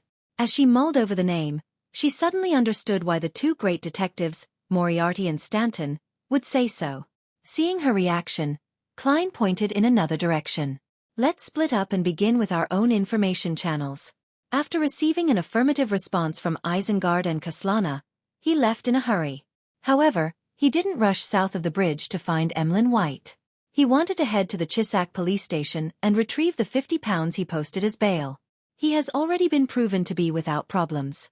Both Isengard Stanton and the official Beyonders had given their respective testimonies. Chapter 421. Expensive materials. The front door to Jason Patrick's house suddenly burst open, and a group of Nighthawks in black tweed coats jogged inside. They wore vigilant and alert expressions, as though they were facing an extremely terrifying enemy. Tap, tap, tap. A person decked out in full silver armor walked in. The armor exuded a feeling that made it seem like it was abnormally heavy. Various details about it adhered to an ancient style, and from its left shoulder, all the way diagonally to the abdomen area, it was stained with a splash of dark red blood that appeared impossible to remove. Coupled with the sputtering red spots in other places, it created a very queer and beautiful scene, as if it was a unique and magnificent decoration. Soul Assurer Soas took out his pocket watch and gave it a look. Change. The silver armor stopped, lifting its visor to reveal the wearer. It was a handsome man with black hair and green eyes. "Leonard, hot water has been prepared in the master bedroom's bathroom on the second floor. Don't delay any longer. Otherwise, you'll only be able to return to the embrace of the goddess," Soast exhorted him. "Yes, Captain Soast." Leonard Mitchell, with the help of the rest of the Nighthawks, removed his heavy blood-stained silver armor. With red gloves on, he didn't say anything, nor did he hesitate as he rushed to the second floor and found the bathtub still billowing with white steam. Leonard quickly stripped off his clothes and lied down in the hot water without even exposing his nose. His skin quickly turned red like a cooked lobster, and strange scar-like silver lines gradually started to appear on the surface of his skin. Those silver lines were like pure blade beams which constantly spread outwards and fused with the hot water. In less than 10 seconds, the steam disappeared and a thin layer of transparent ice formed on the surface of the hot water. Only when all the silver lines dispersed did Leonard sit up, panting heavily. He cocked his head slightly as if he was listening to something. Then he said with a lowered voice, "Old man, do you know the origins of 1 to 42? An elderly voice rang out in his mind. "You are getting more and more impolite. I don't know where that strange armor comes from." Without waiting for Leonard to ask further, he let out a chuckle. "But I think I recognize the owner of the blood." "Who is it?" Leonard asked curiously. The slightly aged voice said in a low, deep voice, "An ancient god before the cataclysm. South of the bridge, Rose Street, Harvest Church." As soon as Klein stepped into the quiet prayer hall, he saw Father Utravsky and vampire Emlyn White, one in the front and one in the back, sitting on chairs of different heights. Their hands were placed in front of their mouths and noses, with their fingers clasped together and palms empty. This was the unique prayer position of the Church of Mother Earth. All novelful. Right now, Emlyn White's expression was gentle and calm, without any trace of the arrogance and vexation which he had before. Klein slightly moved the corner of his mouth as he silently drew a triangular sacred emblem on his chest. He took a seat at random, waited until the prayer was over, and then walked over to Emlyn White. He said with a smile, "You are especially pious today." "What?" Emlyn snapped to his senses as he muttered to himself while his expression was pale. "What have I done? What have I done?" His voice trailed off, as though recalling what he had just done. "Maybe it's not a bad thing." Klein consoled the vampire in an utterly unconvincing manner before sitting down next to him. "I don't want to hear others say something like that. Although I feel my resistance is weakening."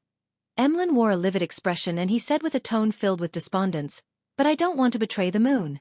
Klein didn't continue with the topic that depressed the vampire as he casually asked, "Do you sanguines worship the primordial moon, or a particular deity that represents the moon? Or perhaps, the two of them can be considered the same?" "All of them." Emlyn slightly raised his chin. "To a pure-blooded sanguine, we obviously believe in the deity that represents the moon. Of course, it is the god who represents the moon. Her name is Lilith, and she is the ancestor of us sanguine, an ancient deity. And when humans become sanguine, they tend to worship the primordial moon. Under normal circumstances, the two can be considered equivalent, but there are times when they do not overlap and there are differences." A human becoming a sanguine? Klein wasn't surprised that Emlyn White was able to say the name of an ancient god from the Second Epoch. Instead, he was more concerned about the tidbit about humans becoming sanguine. "Is this the vampire sequence that Mr. Azik had mentioned?" he thought. Emlyn said with a slightly complicated expression, "Yes, there are two types. One is transformed from a bestowment from a powerful sanguine, and the other is transformed from consuming a corresponding potion. The latter is our most hated enemy." "Why?" Klein vaguely guessed at the answer. Emlyn gritted his teeth and replied, "The main ingredient of their potion is our blood essence." As expected, Klein turned his head and sized up Emlyn a few times. The gaze left Emlyn feeling a little nervous as he snorted. "You're already a Beyonder. There's no way you can switch pathways. It's only because this is my first time seeing a talking Beyonder ingredient. However, in a certain sense, every human Beyonder is also such an ingredient." Klein originally only wanted to inwardly make a casual joke, but soon he felt a strong sense of sadness. At this moment, Emlyn looked at the Bishop Utravsky, who was carefully polishing the sacred emblem of life, and said in a low voice, "I found two ingredients that you wanted." "What are they?" Klein didn't attempt to hide his joy. Emlyn responded smoothly, "Thousand-faced hunter's mutated pituitary gland and blood. The asking price is £2,000 for the former and £300 for 100 milliliters of the latter." "Tube 300. Klein blurted out. "Can I get a discount?" After receiving his bail money back, he had a total of £2,185 in cash. For a member of the middle class, this was already quite an abundant amount of savings. Perhaps some people might not be able to save that much money in their entire lifetime, but Klein found that it wasn't enough.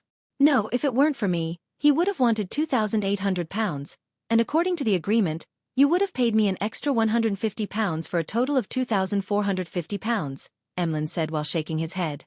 Looking at Klein's expression, he quickly added, "In this era, dragons are rare. Other than the long-lived sanguine, it is very difficult to find similar Beyonder ingredients elsewhere. Even if they exist, they would be more expensive than ours. I'm still short of £265. Having saved up so much money with such great difficulty, it will be emptied out at once. Yet, I still don't have enough. I hope Mr. Hanged Man will be able to sell the werewolf Beyonder characteristic as soon as possible. After this, there's still the characteristic of a human-skinned shadow and a deep-sea Naga's hair. It wouldn't be any cheaper. There's no way to confirm Little Sun's side of things, with him needing to conduct himself properly. The amount he owes me is probably best repaid by using the means to remove a rampager's mental corruption in a mystical item. That would be a better form of concealment." Many thoughts instantly flashed through Klein's mind as he felt the light outside the window dim significantly. He took a deep breath and said, "Okay. However, This deal will be delayed for some time. I recently provoked a fellow and am now being protected by official beyonders. You don't wish for that cellar to be locked up in the cathedral's basement, right? And I still have to gather the rest of the money. Klein tilted his head slightly to look at the cathedral's dome. Official beyonders? Emlyn White jumped up and looked around. Klein glanced at him and said, "Don't worry about it. You're now a priest of the Church of Mother Earth, and you have legal status. Moreover, Bishop Utravsky will protect you." "I'm not." Emlyn's denial was exceptionally weak. He sat down again and suddenly thought of something as he said, "Can the official beyonders resolve the problem of a psychological cue?" "Maybe." Klein almost burst out laughing. "But in that case, you will most likely become a believer of the Evernight Goddess, the god of steam and machinery, or the Lord of Storms. Of course, you can also choose to become a member of the military's special department. They might be able to send you overseas as a spy to seduce some noble woman. I only like puppets and pure, beautiful girls." Emlyn immediately emphasized, "I can tell that you're a little interested, but only a little." Klein switched gears and asked, "Do you know any members of the Beria family?" "Beria? That crazy family that worships devils?" "No, they are devils themselves." Emlyn blurted out, "Why are you looking for them?" Klein helplessly said, "I've offended one of them, Jason Patrick Beria, due to a serial murder case. Help me find out his recent whereabouts and acquaintances in your circle. If you have any accurate information, I will pay you, depending on the importance of the information." Of course, this could also be claimed from the Nighthawks, the machinery hive mind, and the military. Klein thought with relief. Emlyn nodded thoughtfully. "You actually dared to provoke a real devil. When you have exact information about him, he will know that you will bring him a great deal of harm." "It's all right, I have the protection of the authorities," Klein replied indifferently. After a few seconds of silence, Emlyn said, "Well, I'll try. The payment for information needs to be at least £20. After finalizing this matter, Klein didn't stay any longer, and he walked out of the cathedral. His mind was filled with the question of how he was going to gather the money. Miss Magician's new book is about to be published. She should receive a sizable amount of money for it. There will still be royalties later on. Perhaps I can promote the astrologer potion formula to her. However, she hasn't even gathered all the potion ingredients of Trickmaster. Miss Justice has joined the psychology alchemists, and I have no formulas to sell her. Sell her knowledge? The werewolf beyonder characteristic is worth about £1,300, perhaps even lower. Must I produce a mystical item? Or should I think of a way to get Emlyn White to become a believer of the Fool, receiving tributes at the cost of offering to remove the psychological cue? Right, Jason Beria carried a lot of cash, jewelry, and precious metals. If he can be found, perhaps I might get a share. As his thoughts raced, Klein walked out of the cathedral and saw the dark sky and the thin fog. He sighed and said, "I'm really short on money." Back at Minsk Street, Klein walked into the bathroom with a thick stack of newspapers in his hand, as if he was about to fight a protracted war. He wanted to head above the gray fog and use Jason's handkerchief to divine his whereabouts. Chapter 422. The True Jason inside the bathroom in 15 Minsk Street. Klein took out a paper figurine from a concealed pocket, shook it, and transformed it into a body double. He made the body double sit on the toilet with a newspaper in hand as a way to deceive others. Then, he hid himself in the shadows, took 4 steps counterclockwise, and went above the gray fog. These series of actions were even more magical than magic.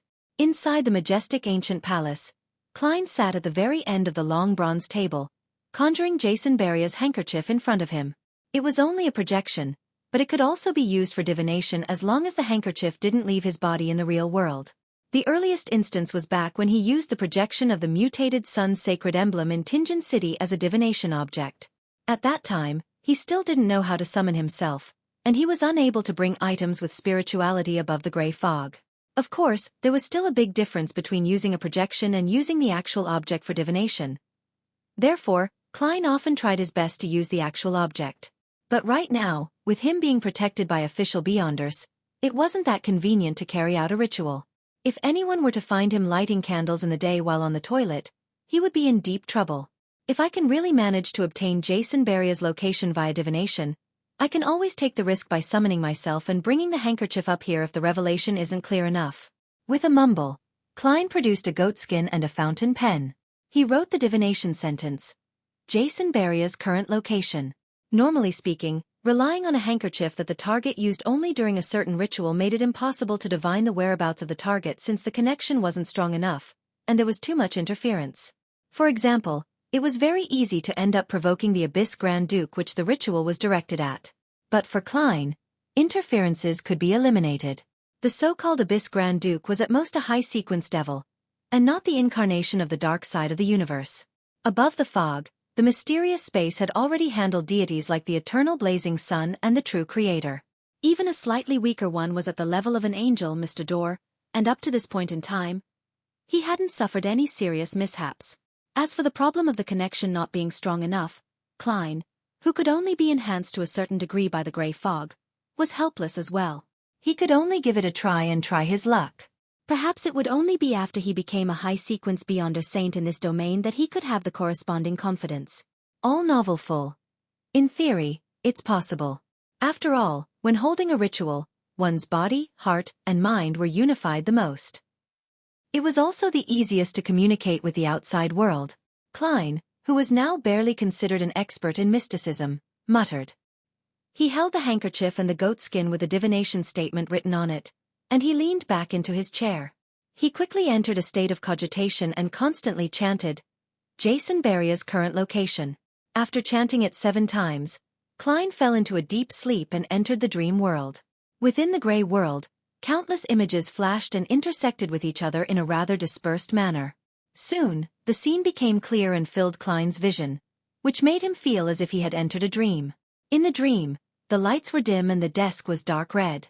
A figure was standing in front of the oriel window, looking out at the garden. There was a glass shed in the garden, with roses blooming inside, bright red in the December cold. The figure of a man was projected on the window. He was of medium height, with curly brown hair and cold brown eyes. He looked to be in his 30s. Am I not divining Jason Beria's location? Who is this? He feels a little familiar. Klein was puzzled, but didn't think further about it. He let his spirituality remain in a dispersed state, as if he were roaming some mysterious world. Just as he raised the question, the man turned and walked to a corner of the room, where there were 2 large leather suitcases. The man squatted down and opened one of the suitcases. Inside was a neat stack of bills, with gold bars placed on top of them. The notes that were exposed were all in 10-pound denominations, while the gold bars shone with an enchanting luster. The man pulled something out of a hidden pocket of his suitcase, shook it, and opened it. It was a slightly pale piece of human skin. A complete piece of human skin. The man quickly stripped off his clothes and put on the human skin. In just 10 seconds, he had become Jason Beria with tall cheekbones, blue eyes with a tint of gray, and neatly combed hair. At this point, the scene suddenly shattered, and Klein opened his eyes. It's no wonder that Jason was willing to take a risk. So it turns out that in the past 10 years, he has always been wearing a human skin and has never shown his true face. As expected of a calm and crazy devil. Klein couldn't help but sigh. Jason had left his portrait in the house, and it didn't garner any suspicion from Isengard and the others, because his neighbors had seen him and knew what he looked like. Even without the portrait, with the powers of the Beyonders of the official organizations, it would have been easy to reconstruct his likeness, and the result would have been even better than a photograph. Therefore, there was no reason for Jason not to have the drive to destroy something like it. This was something very logical. Who would have thought that he would have left a hoax in somewhere that looked to be most natural? If searches are made according to the portrait, even if the Nighthawks have sealed artifact 1 to 42, it wouldn't be that easy to lock onto the target. Moreover, in both times, he had used his own abilities to conceal his face. Who would have thought that his face, which had been tightly covered and concealed, was actually fake? Klein realized how cunning Jason was. He rubbed his temples and began to recall the scenes he saw in the dream divination. A house with a glass greenhouse. That's a pretty obvious feature. There aren't many similar buildings in Backlund. But the question is, how do I report it? The moment I tell the machinery hive mind, Jason would definitely sense the danger and start to disguise himself and move away. Directly find the Nighthawk with sealed artifact 1 to 42? What if I encounter someone familiar? I don't want to turn into ashes and be scattered into the Tussock River. Besides, I can't rush to report it. I just started gathering information, so how is it possible to receive any information from my various channels so quickly?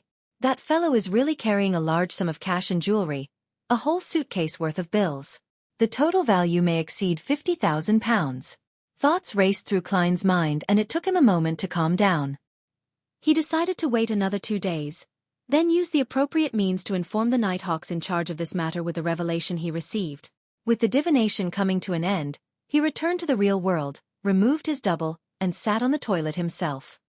In the afternoon, Klein threw a coin when he was about to leave. The revelation he received was that it wasn't beneficial for him to head out. There will be danger if I head out? Klein didn't hesitate to return to his living room and sit down. After about 20 minutes, he heard the doorbell ring and saw that it was Isengard Stanton who had come to visit him. Mr. Stanton, any progress? Klein asked rather delightfully. Isengard pointed to the back of the hall. Let's talk inside. All right. Klein made way by stepping aside. After sitting on 2 sofas which faced each other, Isengard held his hunter's hat and took a deep breath. The Desire Apostle has appeared again. Seeing Klein maintaining his silence, he nodded in satisfaction and continued. The families of 2 detectives refused protection, believing that they wouldn't be implicated, so they remained outside. Today, at lunchtime, they were found dead in their respective offices. One was so horrified that he died from fright. The other was too excited that he expanded the last of his energy. They were too stubborn, as expected of believers of the tyrant, but as a result, the mandated punishers have formally involved themselves. It's said that the few churches and the military's high-sequence beyonders have cast their gaze over, and they've placed the matter of the Desire Apostle as one of the most important events in recent times. Are you hoping that I wouldn't reveal your identity as a believer of the God of knowledge and wisdom? Klein asked, seemingly enlightened. It's easy to talk between detectives. Isengard smiled and nodded. No problem. Klein made the promise first, then said, I have some information channels that are convenient to expose. If I get valuable information from them later, I hope you can help me inform the Nighthawks and keep it confidential. As for why it's the Nighthawks instead of the machinery hive mind, he believed that he didn't need to be too clear about it. With the intelligence of a great detective like Stanton, he could easily figure it out. Isengard first agreed to Klein's request, then said in puzzlement, by telling me, it's the same as letting Jason notice it ahead of time. Let's hope we can think of ways of avoiding that. Also, please help me think about other possibilities. That ring of yours should be able to mimic several Beyonder powers, Klein calmly replied. All right. Isengard didn't say anything further. He pondered for a few seconds and took out his pipe to take a whiff. The Desire Apostle's actions today have verified one of my guesses. Heh, it's also the question you thought of previously. His main purpose isn't revenge? Klein understood what Isengard was implying. Isengard leaned forward and solemnly said, since Jason has already been through the cold-blooded stage, it means that he's definitely cold-blooded. It's impossible that he would go this far for that devil. Sherlock. Look. Up until now, all of the official Beyonders in Backland have been mobilized, and even the high-sequence Beyonders have shifted their attention to this matter. At this point, if Jason wants to deal with someone else, the true target, wouldn't it be much easier? Klein thought over it for a moment and replied heavily, that makes sense. After a short exchange, Isengard went on to find Kaslana. After Klein tossed the coin, he went out as planned, heading for the Quelag Club. Neither of them had yet revealed their suspicions to the official Beyonders, fearing that it would end up directing harm at Jason, making him detect it and abandon his series of actions. As soon as he entered the Quelag Club, Klein met the surgeon, Aaron, in the lobby. Long time no see, he smiled and greeted him. I've been really busy recently, Aaron replied in a friendly manner, but he maintained his cold expression out of habit. Besides, my wife recently got pregnant, and I'm going to be a father again. Congratulations. When did this happen? Klein asked casually. Aaron thought for a while and said, it was just confirmed. She should be pregnant for more than a month. More than a month? Klein was startled, and then he looked into his eyes. Chapter 423. Wines Arise, yes, a month or so ago. Aaron nudged his gold-rimmed glasses and gave him a positive answer. A month or so ago. Isn't that when you were being troubled by Will Septon-related nightmares?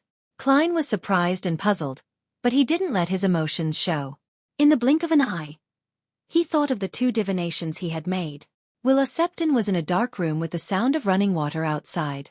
Was that symbolizing amniotic fluid or blood? Klein's heart chilled as he suddenly understood something. When he looked at Dr. Aaron again, he wore a rather complicated look in his eyes. He suspected that his wife was carrying Willa Septon, a snake of Mercury. In the symbolism of mysticism, the snake of fate's head and tail are connected, with it devouring its own tail.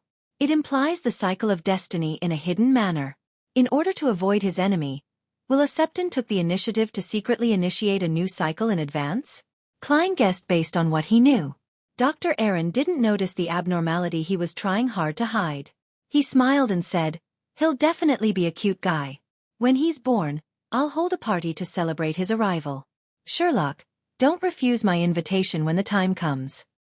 "Perhaps it's a she," Klein replied with a smile. Frankly speaking, he was curious to see what kind of state the newly born snake of Mercury was in. However, he was also a little afraid and worried. After all, the snake of Mercury was a sequence one of the monster pathway related to fate, and it also involved the fight for the position of being a deity. No one could be sure whether the future would be smooth sailing, with peace and bliss. For Dr. Aaron, I don't know if it was fortune or misfortune. Whether Willa Septon is kind is one matter, but whether or not the other snake of Mercury would discover him is another matter. And Willa Septon hasn't done anything as of now. Informing the Nighthawks now would seem a little cruel. I've always understood wild beyonders. It's best to just quietly watch from the sidelines and not get involved, or perhaps taking advantage of the situation is the best choice. Maybe I made a mistake in my interpretation and am overthinking things? Perhaps Willa Septon isn't a snake of Mercury at all. Perhaps the child Mrs. Aaron is carrying is very normal. Many thoughts flashed through Klein's mind. She. That's even better, Aaron said in anticipation. After some thought, Klein asked another question. Have you had any nightmares lately? Occasionally, but they were all normal nightmares. There are no longer any nightmares of Willa Septon anymore. Sherlock, thank you for your guidance, Aaron said earnestly. No, that makes it abnormal. As a keyboard warrior, my limited general knowledge of psychology tells me that occasionally dreaming of Willa Septon would be the natural thing to do. It's a standard response from overstimulation. Since Will had caused you so much trouble and left such a deep impression on you, it would definitely be reflected in your dreams. Therefore, the correct outcome would be to occasionally dream about Willa Septon, but the dream wouldn't be too clear, to the point of only knowing that something like that had happened without remembering the details. Klein was pretty sure. At that moment, he heard a rustling sound. He subconsciously looked outside the hall, only to see the darkness in the air being dispersed by a strong wind, and the thin light yellow fog was swept away as a result. The leafless branches swayed back and forth, and the strong gust of wind left a clear trail towards the southeast. A few seconds later, everything returned to normal. It's hard to see such strong winds in Backlund during winter. At least, I don't remember anything like it before. Aaron sighed as he looked out the window. That's not an ordinary wind. What happened? Klein suppressed his curiosity and made an excuse to go to the bathroom to perform a simple divination, but he failed to obtain any effective revelations. He temporarily put this matter to the back of his mind and prepared to head to the underground shooting range to practice his shooting. At that moment, a waiter wearing a red vest came through the warm hall and respectfully said, "Mr. Moriarty, your friend is here for you." "Who?" Klein asked in surprise. "Mr. Akansa Bernard," the red-vested attendant answered. "The deacon who's often forced to perm his hair." "Why is he suddenly looking for me? Have there been any new discoveries?" Klein immediately walked to the reception hall of the club. Akansa pressed down the hat which had been pushed up by his fluffy hair, walked over, and said with a lowered voice, "The mandated punishers have found Jason Patrick Beria." "How was he found?" Klein asked, half surprised, half curious. According to his divination, Jason Beria had always been wearing human skin. His true appearance and aura weren't what they had assumed they were. It was almost impossible for him to be found so easily.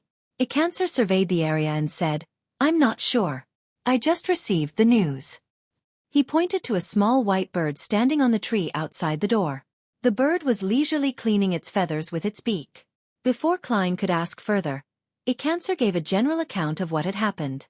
The mandated punishers found clues and confirmed Jason's location.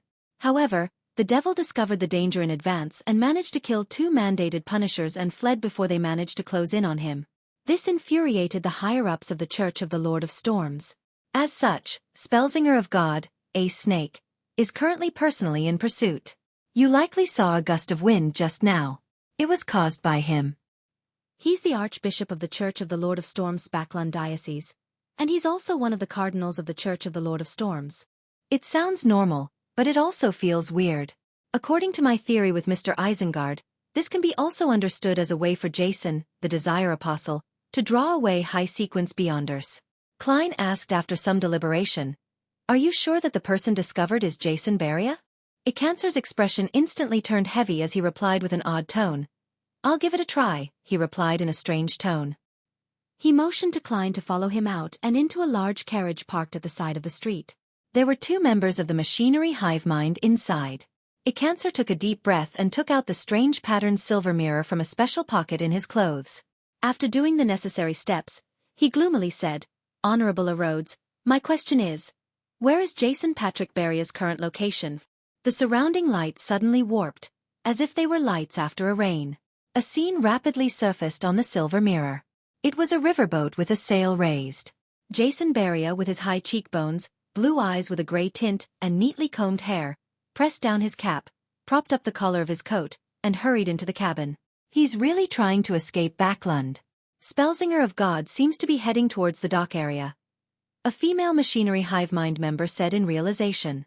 That's way too easy for him to be exposed, right? Klein was filled with doubt. Icancer wasn't concerned with any of this. All his attention was placed on the silver mirror's surface. This time, there was only the choice of answering. Answering it wrongly or lying meant suffering a terrifying penalty. Soon words in blood red appeared on the mirror. "If the man you like is covered with lumps, has his skin shed, reducing him only to flesh and blood, or has become a monster, but it is still able to communicate with him, will you still like him?" What a shameful question. Wait, a man? Klein almost turned his head to look at Icancer.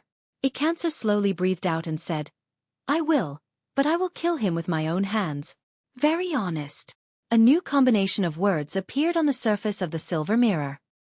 This question and answer game is simply a public hearing. Klein really wanted to cover his face. He looked at the other 2 machinery hive mind members and saw no abnormalities from them, or perhaps, it should be said that they were pretending to not have any abnormal expressions. He hesitantly said, "I keep feeling that all of this has been too easy. Perhaps that's not the real Jason Beria?" But Jason Beria was directed at him. Icancer was planning to put away the silver mirror.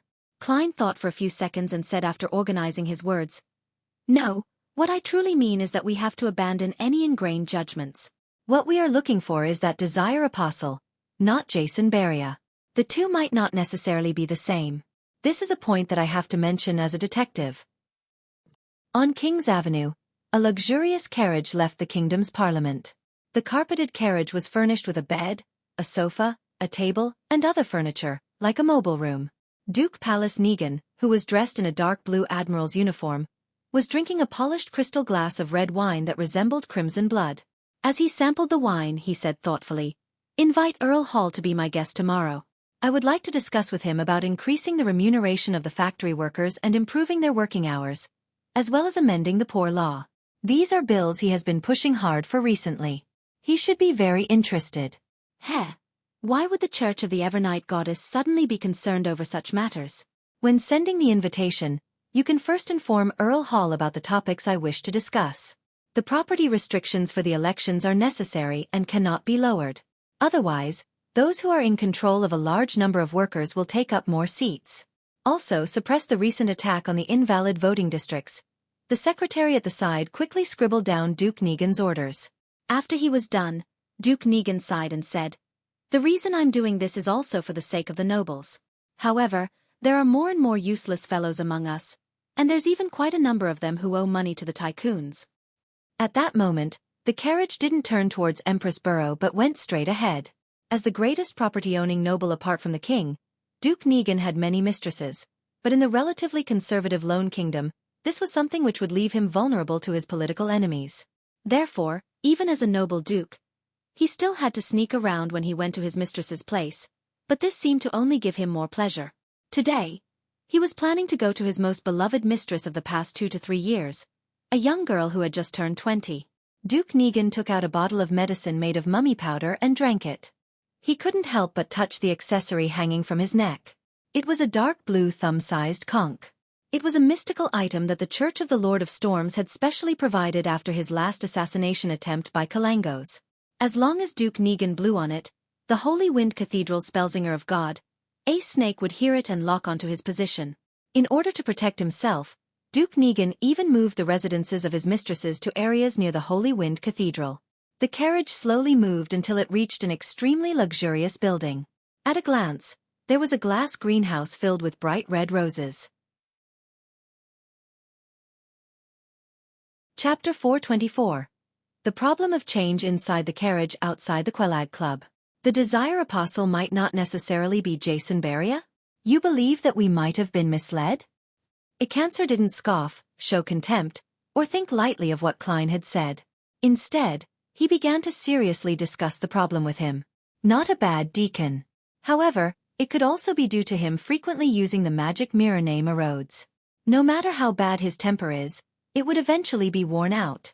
Klein praised silently and nodded sincerely. This is my personal opinion, derived from a cautious standpoint. It's very easy to prove it again. Ask the magic mirror of the Desire Apostle's location, and not of Jason Beria's location. Icancer pressed down his hat and said, "Makes sense." His expression turned serious once again, and his gaze landed on the magic mirror in his palm. Deacon Icancer, if you were to ask for any clues here, the devil will definitely be able to detect it, Klein reminded them. That's right. Icancer turned his head to the other 2 members and said, "Continue protecting Mr. Moriarty in secret. Even if the Desire Apostle attacks, the 3 of you should be able to last for some time. Besides, there's military personnel nearby." "Yes, Deacon." The 2 Machinery Hive Mind members answered without hesitation. All novel full, Icancer left at once, heading for where the Nighthawks were, which was around Isengard Stanton. With the Spellsinger of God stirred, and the sealed artifact of the Church of Goddess Church out in force. If the Desire Apostle were to really do anything, it would definitely be this afternoon. Let's hope that there's enough time and that the magic mirror will give him the correct answer. But this way, I won't have a chance to get involved, and I won't be able to personally see the devil that has harmed all of us die, and I won't have access to his suitcase full of money, gold bars, gold coins and jewelry. Klein looked at the Icancers departing back and sighed in disappointment. However, his mood soon recovered. That's good too. At the very least I won't have to take any risks and be able to safely get out of this predicament. Furthermore, the Machinery Hive Mind definitely won't treat me unfairly. If I were to succeed, my opinions and suggestions definitely would have played an important role. Furthermore, I'm a believer of the god of steam and machinery, so it's likely I'll receive some of the spoils. Considering the premise of £50,000, it shouldn't be too small. Klein couldn't help but feel a bit regretful as he thought of this. But he wouldn't risk himself by getting involved.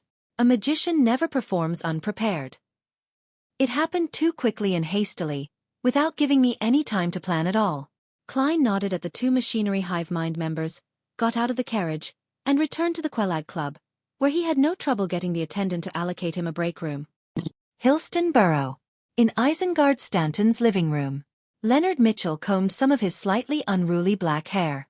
In accordance with Captain Soast's instructions and the help of the other Nighthawks, he barely managed to put on the silver armor, which was stained with large amounts of blood. He pulled down his visor and hid his green eyes in the darkness. Then he extended his left hand, which was covered by a silver metal gauntlet, and held the magic mirror Icancer handed him. Within the Church of the God of Steam and Machinery, the code name of the silver mirror was 2 to 111. It's only a grade 2 sealed artifact? Soast asked, slightly surprised. Icancer nodded. Yes, it's not that dangerous. As he said that, he suddenly sounded like he was gritting his teeth. That is to say that its other aspects have reached the standards of a grade 1 sealed artifact? Soast asked in thought. Icancer warily glanced at him. Only in certain aspects. He refused to divulge any more information. At this moment, Leonard used his right hand to gently stroke the surface of the silver mirror. The living room suddenly became quiet. After repeating it 3 times, he said in a deep voice, "Honorable Arrodes, my question is, where is the current location of the Desire Apostle who assaulted Isengard Stanton?" The entire house turned dark as though a dark cloud had passed by. The surface of the silver mirror glowed with an aqueous light, and a blurry image quickly formed. It was a luxurious villa with a large garden in front of the window. In the center of the garden, there was a glass greenhouse, with bright red roses blooming inside. Above the glass greenhouse, the pale sun could still be seen behind the thin fog. It's in Backland. Isengard Stanton immediately derived the location of the scene based on the angle of the view and the position of the sun in the sky. This is completely different from the answer when we asked about Jason Beria. We've been tricked, Icancer said in a deep voice. Sola Shurer Soest exhaled and said, how crafty. Then, who's the Jason Beria that Spellsinger of God is chasing?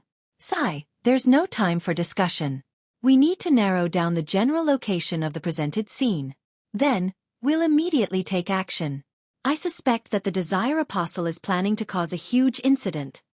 At this point, the silver mirror known as Arrodes had dissipated the scene, replacing it with words. It required Leonard Mitchell to answer a question, and if he lied or refused to answer, he would be severely punished. For some baffling reason, Leonard felt a little nervous. He put away his usual frivolous attitude and quietly waited for the question. A few seconds later, he saw the blood-red words change, taking shape one by one. On your body, is there something attached? Halfway through the question, Leonard's pupils rapidly contracted.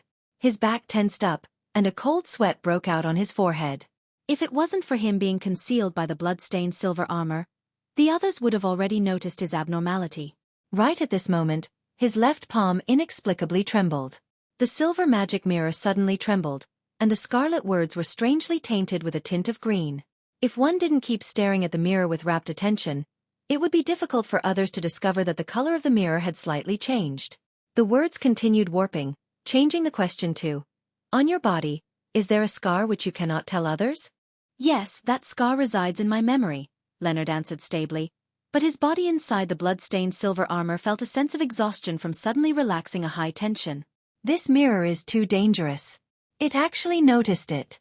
Thankfully, old man has recovered a bit after such a long time. He thought. His lips were dry. Soas took out his pocket watch, pressed it open to take a look, and said to Leonard, who was inside the blood-stained silver armor, there's still time. You'll be in charge of the rest of the operation. Yes, Captain Soest. Leonard let out a secret sigh. Dock area. Backland Shipyard. Patrick Jason Beria entered a cabin he had reserved in advance. He looked out of the window and observed the sky filled with fog as he silently counted the time. After a while, he quickly took off his hat and clothes. Then, with a tug of his hand, he pulled off the outer layer of human skin.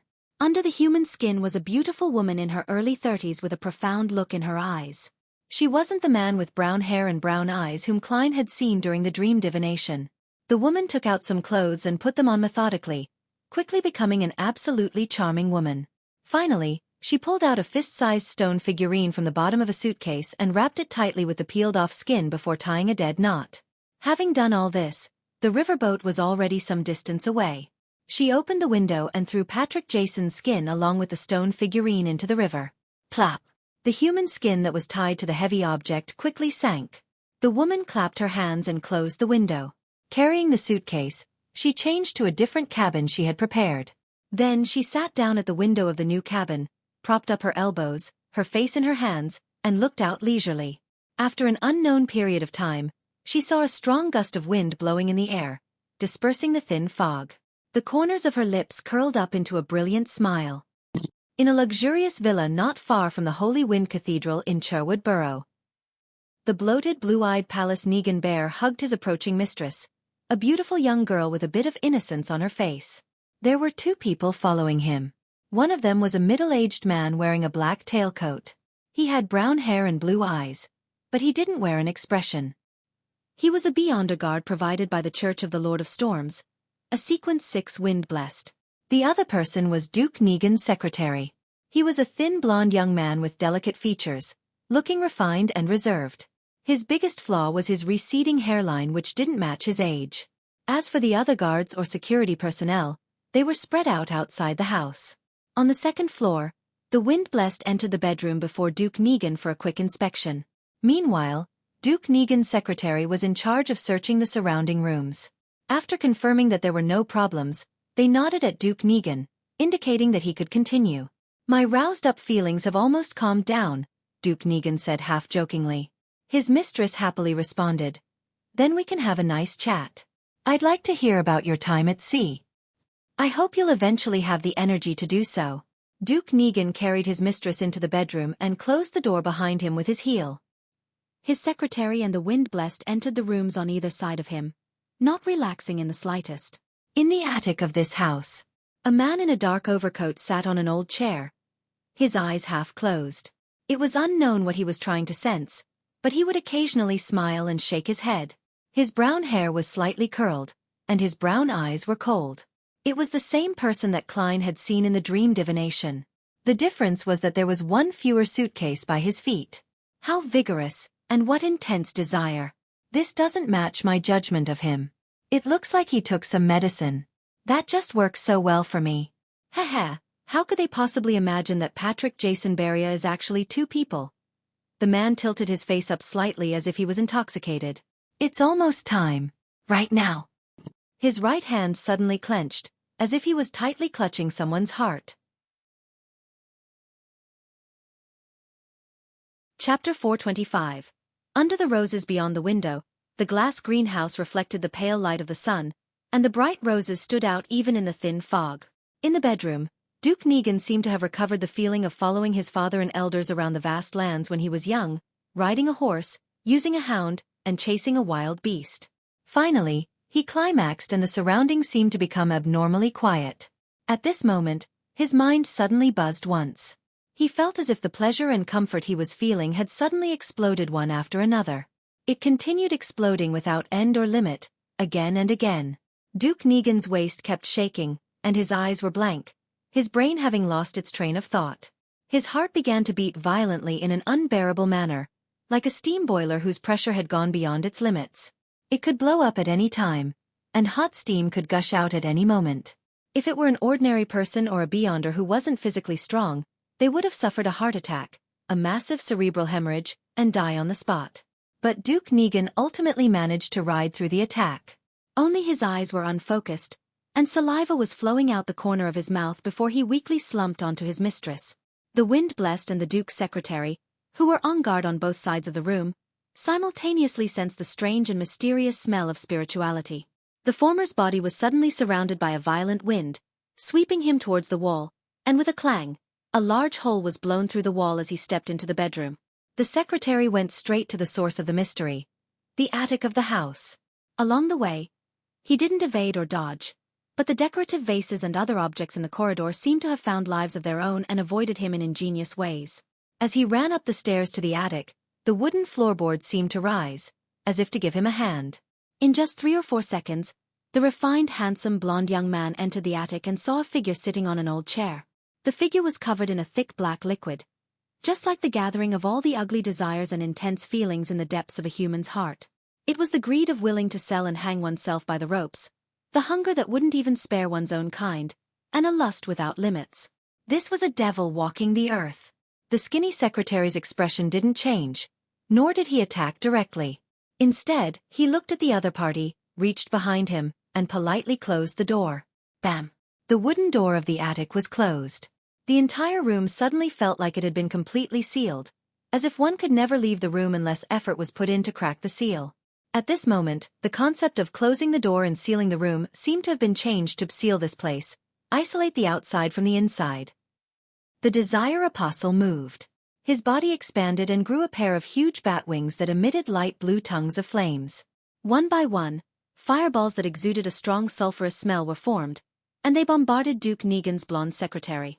The secretary reached out with his white-gloved left hand and clenched it while half-turning his wrist. Boom! Boom! Boom! The fireballs stopped following the principle of straight or parabolic paths as they scattered in every direction in a sudden outburst of chaos, like the irregular movement of tiny particles suggested by a botanist. Some of them hit the wall, some hit the ceiling, some fell beside the weak-looking secretary, and some fell backward, almost wounding the Desire Apostle himself. The entire attic was a mess, with traces of destruction and char everywhere, and the house even shook a few times. However, the mysterious power that was sealed in here, or the rules that had been tampered with, had yet been destroyed. The surrounding walls, the old wooden door, and the dusty roof appeared to be on the verge of collapsing, but it remained intact. The Desire Apostle wasn't frustrated by the failure of his previous attempt, nor was he flustered that he couldn't control his enemy or catalyze him into a frenzy, due to his calmness and restrained desires. His coffee-brown eyes suddenly lit up like lava as he took the form of the blonde secretary. He spat out a word in the devil language, one filled with foulness and filth. Die. Almost at the same time, the pupils under the secretary's golden-rimmed glasses constricted. He opened his left fist and aimed at the Desire Apostle with the palm of his hand. Suddenly, his figure split into two. One was refined and skinny like his actual self. The other was a shadow covered by a black liquid of desire. The two quickly alternated, overlapping with each other at times. Die. The word said in the language of foulness echoed in the attic as the secretary let out a low grunt and took 2 steps back. Following that, the split silhouette dissipated, and large swaths of rusted red marks appeared on his face, as though he had turned into a man of iron that had been left in a humid area for years. Cough, cough, cough. He coughed violently, spitting out blobs of rusted blood that had congealed into clumps. The marks on his body began to slowly peel off. Cough, cough, cough. The Desire Apostle was also coughing out blood that had clumped and turned to rust. The viscous black liquid covering his entire body suddenly became much thinner. The language of foulness seemed to have half of its effects transferred to him by Duke Negan's secretary. In the bedroom, the wind-blessed helped Duke Negan up and kicked the beautiful mistress to the other side in case she was an accomplice of the assailant. The reason why he didn't help the secretary was because he knew he had only one responsibility: to protect Duke Negan. And in similar situations, one had to be wary of more than one enemy. At this point, Duke Negan had somewhat recovered a little. He was rather strong, but his limbs still felt weak. His body felt empty and his mind was sluggish. He was completely unable to use his Beyonder powers. He motioned to the wind-blessed to remove the conch necklace from his neck and brought the item to his lips. Duke Negan took a deep breath and blew into the small conch, which was covered in strange patterns. Splash! The low and deep sound of the tide was heard as it rushed towards the Holy Wind Cathedral. With his grace's speed, he should be able to arrive very soon. The wind-blessed first reassured him, and then with Duke Negan on his back, he went to the window and leaped down. He wanted to meet up with the Duke's guards outside. There were 2 or 3 low-sequence Beyonders among them. Duke Negan gasped for breath and said, "Catch him, make sure to catch him alive, or with a spirit body. I want to know who it is." He had suffered an assassination attempt from Pirate Admiral Kalangos the last time, and now, it was an unknown Sequence 5 expert. Duke Negan was very aware that he hadn't developed any irredeemable grudges with anyone recently. As such, he was especially angry and resentful. He wanted to find the mastermind and use all the resources at his disposal to tear the mastermind apart. The premise of all this was that he could find clues from the assassin. 7 or 8 seconds later, most of the Duke's guards surged forward, surrounding Palace Negan and the wind-blessed in the middle as they gathered in front of the garden. "Wait here and be on guard against the enemy." The wind-blessed gave the order. Under normal circumstances, he had to protect the Duke and evacuate from the assassination grounds as quickly as possible and rush to the safety of the Holy Wind Cathedral. However, he wasn't sure if there were any other enemies, and he was afraid of being ambushed en route. He was afraid of missing the reinforcements from Spellsinger of God, Ace Snake, and ending up being placed in a more perilous situation. 1 second, 2 seconds, 3 seconds. Time kept flowing by as the house shook from time to time, and the battle inside seemed to have reached its climax. "Why is the Archbishop not here yet?" the panting Duke Negan asked in a slightly panicked voice. With the Archbishop's flying speed, he should have arrived very quickly. However, there weren't any signs of the thin fog being scattered in the direction of the Holy Wind Cathedral. On high alert, the wind-blessed hesitantly said, perhaps the Archbishop. He eventually failed to mention the possibility that the Archbishop wasn't in the Holy Wind Cathedral. At that moment, the beautiful mistress of Duke Negan came to the window of the bedroom on the 2nd floor. Her eyes filled with a lost and beautiful smile. Then, she jumped down, deliberately hitting her head on the concrete floor. Bam! After producing a jarring sound, there were quite a few cracks on her beautiful head, and blood began to flow out. She rolled a few times, weakly, until she was facing up. Her eyes had lost all focus, and her frozen expression was one of madness and fear. Seeing this scene, many members of the Duke's guards couldn't help but feel horrified. Even Duke Negan himself felt that his emotions were on the verge of collapse when Archbishop Snake didn't arrive. "Let's go. Let's get out of here," he weakly called out on instinct. Just as the Wind-Blessed was rejoicing over not being soft-hearted when kicking the mistress away, otherwise the Duke would have been killed on the spot, he heard a command filled with horror. His heart suddenly skipped a beat. Inside the attic, the Desire Apostle, who was in the middle of a fierce battle, suddenly liquefied and turned into countless black shadows, jumping up and down on the ground. After dodging the blonde secretary's attack, he rematerialized in another direction. Then, he looked at the enemy, raised his right arm, and slightly curled the corners of his mouth.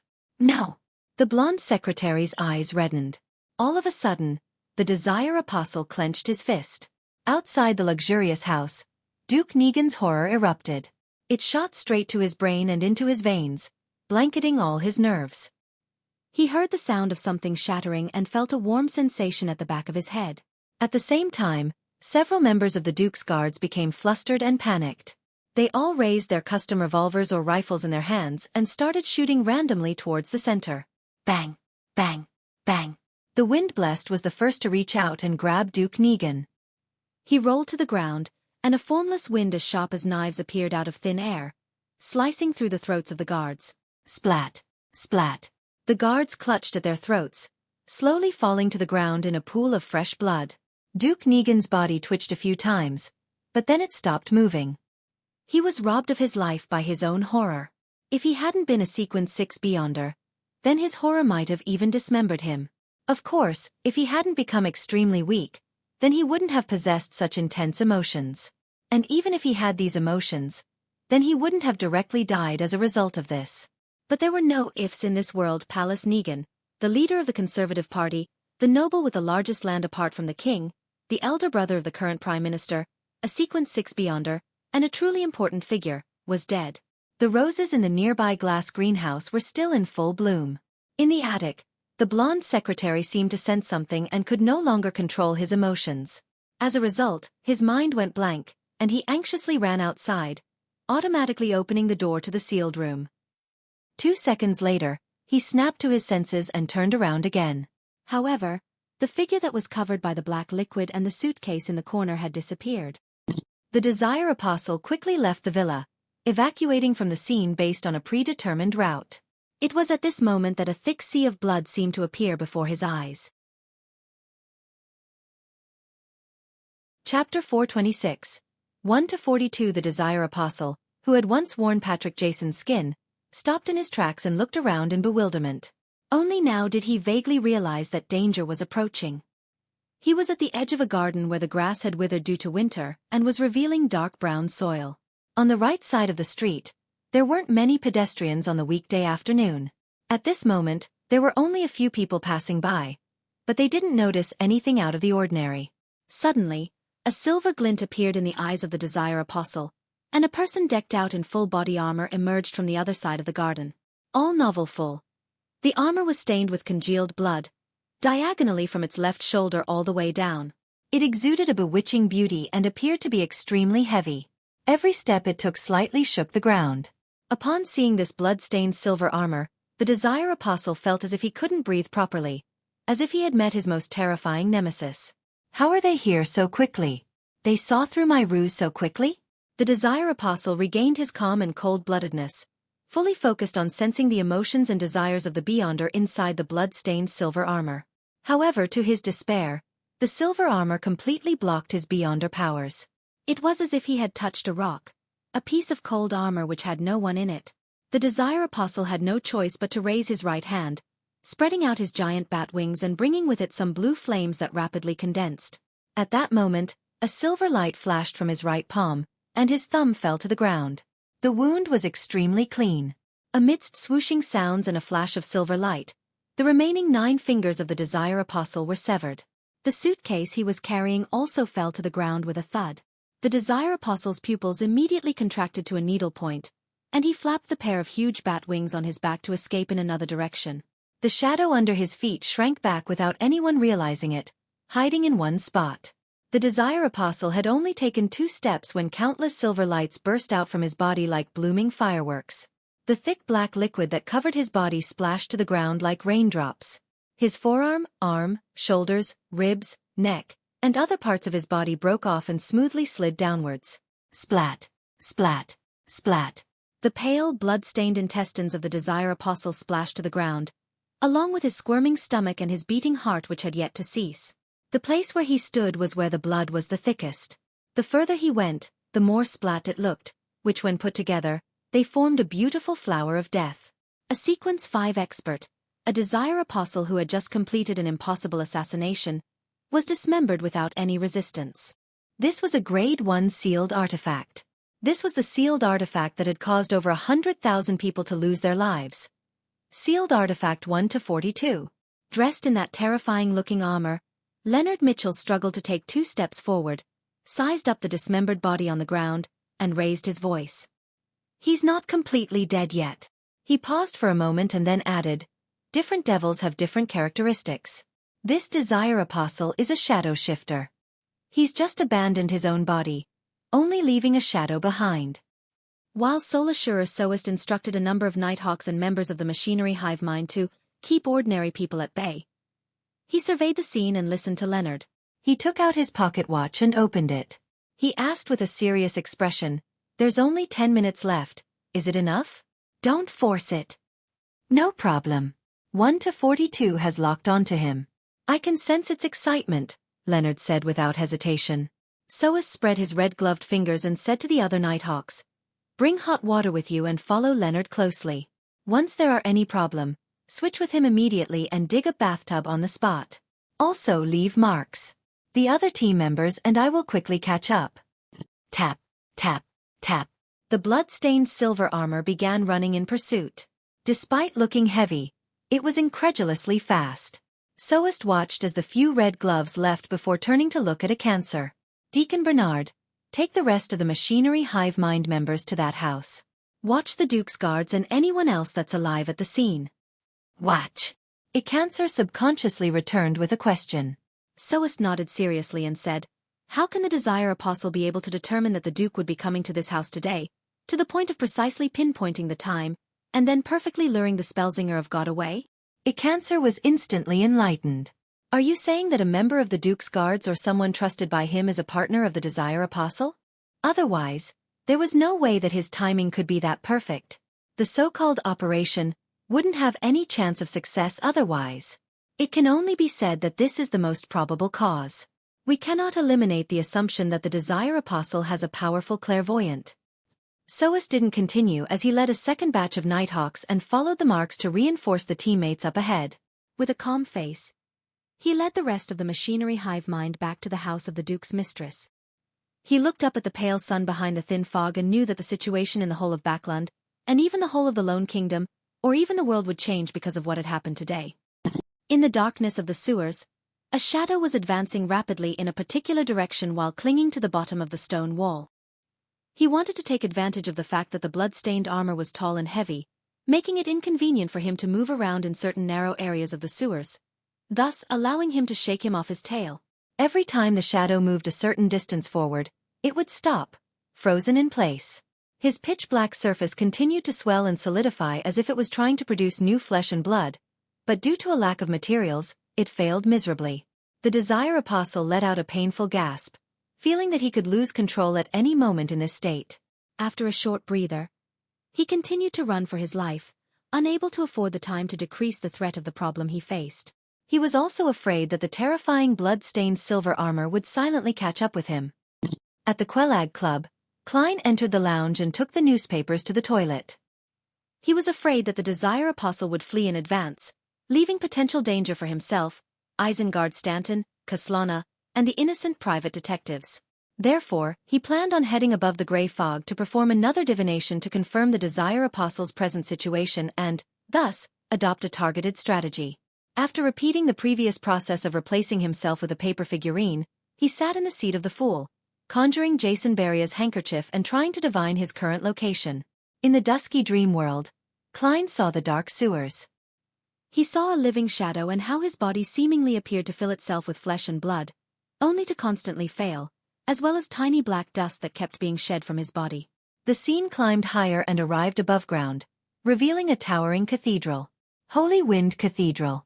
Klein opened his closed eyes and understood the situation of the Desire Apostle. He hasn't been caught yet, but he seems to be heavily injured. His condition is in terrible shape and it's filled with abnormalities. His suitcase is gone too.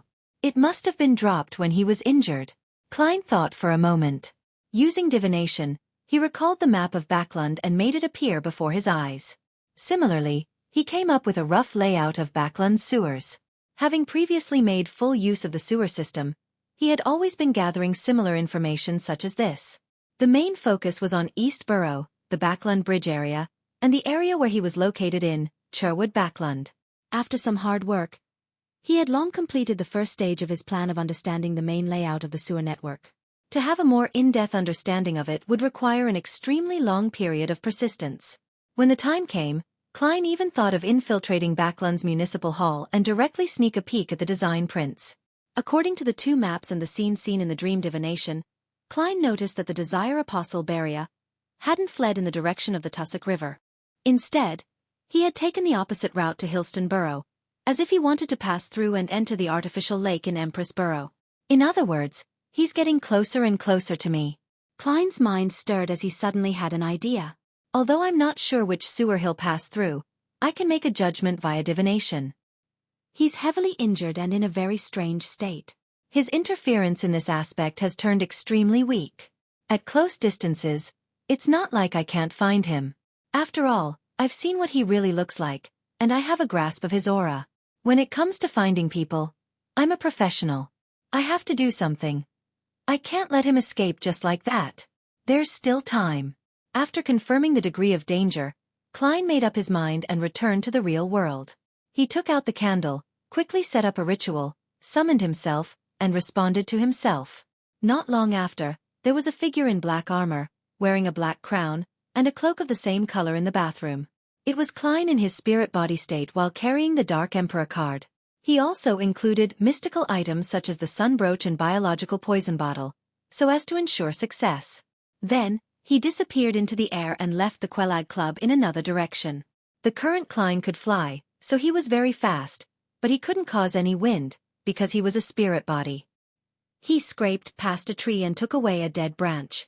Having seen Jason Beria's actual appearance before, together with his own memory and the handkerchief as a medium, Klein, combined with the layout map and the dowsing rod divination, quickly determined the sewer areas that Jason had passed. After entering the pitch-black and fetid area, Klein used his maximum speed to pass through a large number of narrow areas and entered a relatively spacious area. The dark river flowed, and a mixed smell filled the air. He would occasionally change his direction and chase after Jason Beria. The Desire Apostle nearly lost control again. He stopped and pressed himself against the damp walls and cold pipes, trying hard to rein in his bloodlust and his desire to kill. Pant, pant. The thin shadow started to move. At this moment, he suddenly turned his head to look at the spot he had just passed. The pitch-black armor and the black crown first entered his eyes, outlining an extremely imposing figure. Behind the figure, the weightless cloak lightly swayed as he moved forward. It's nearby. A body of heavy silver armor stained in blood went through the entrance and climbed down to the sewers. You're tuning in to the Xueqi's Martial Arts Saga YouTube channel. Don't forget to subscribe and join us on this journey to catch the most captivating stories.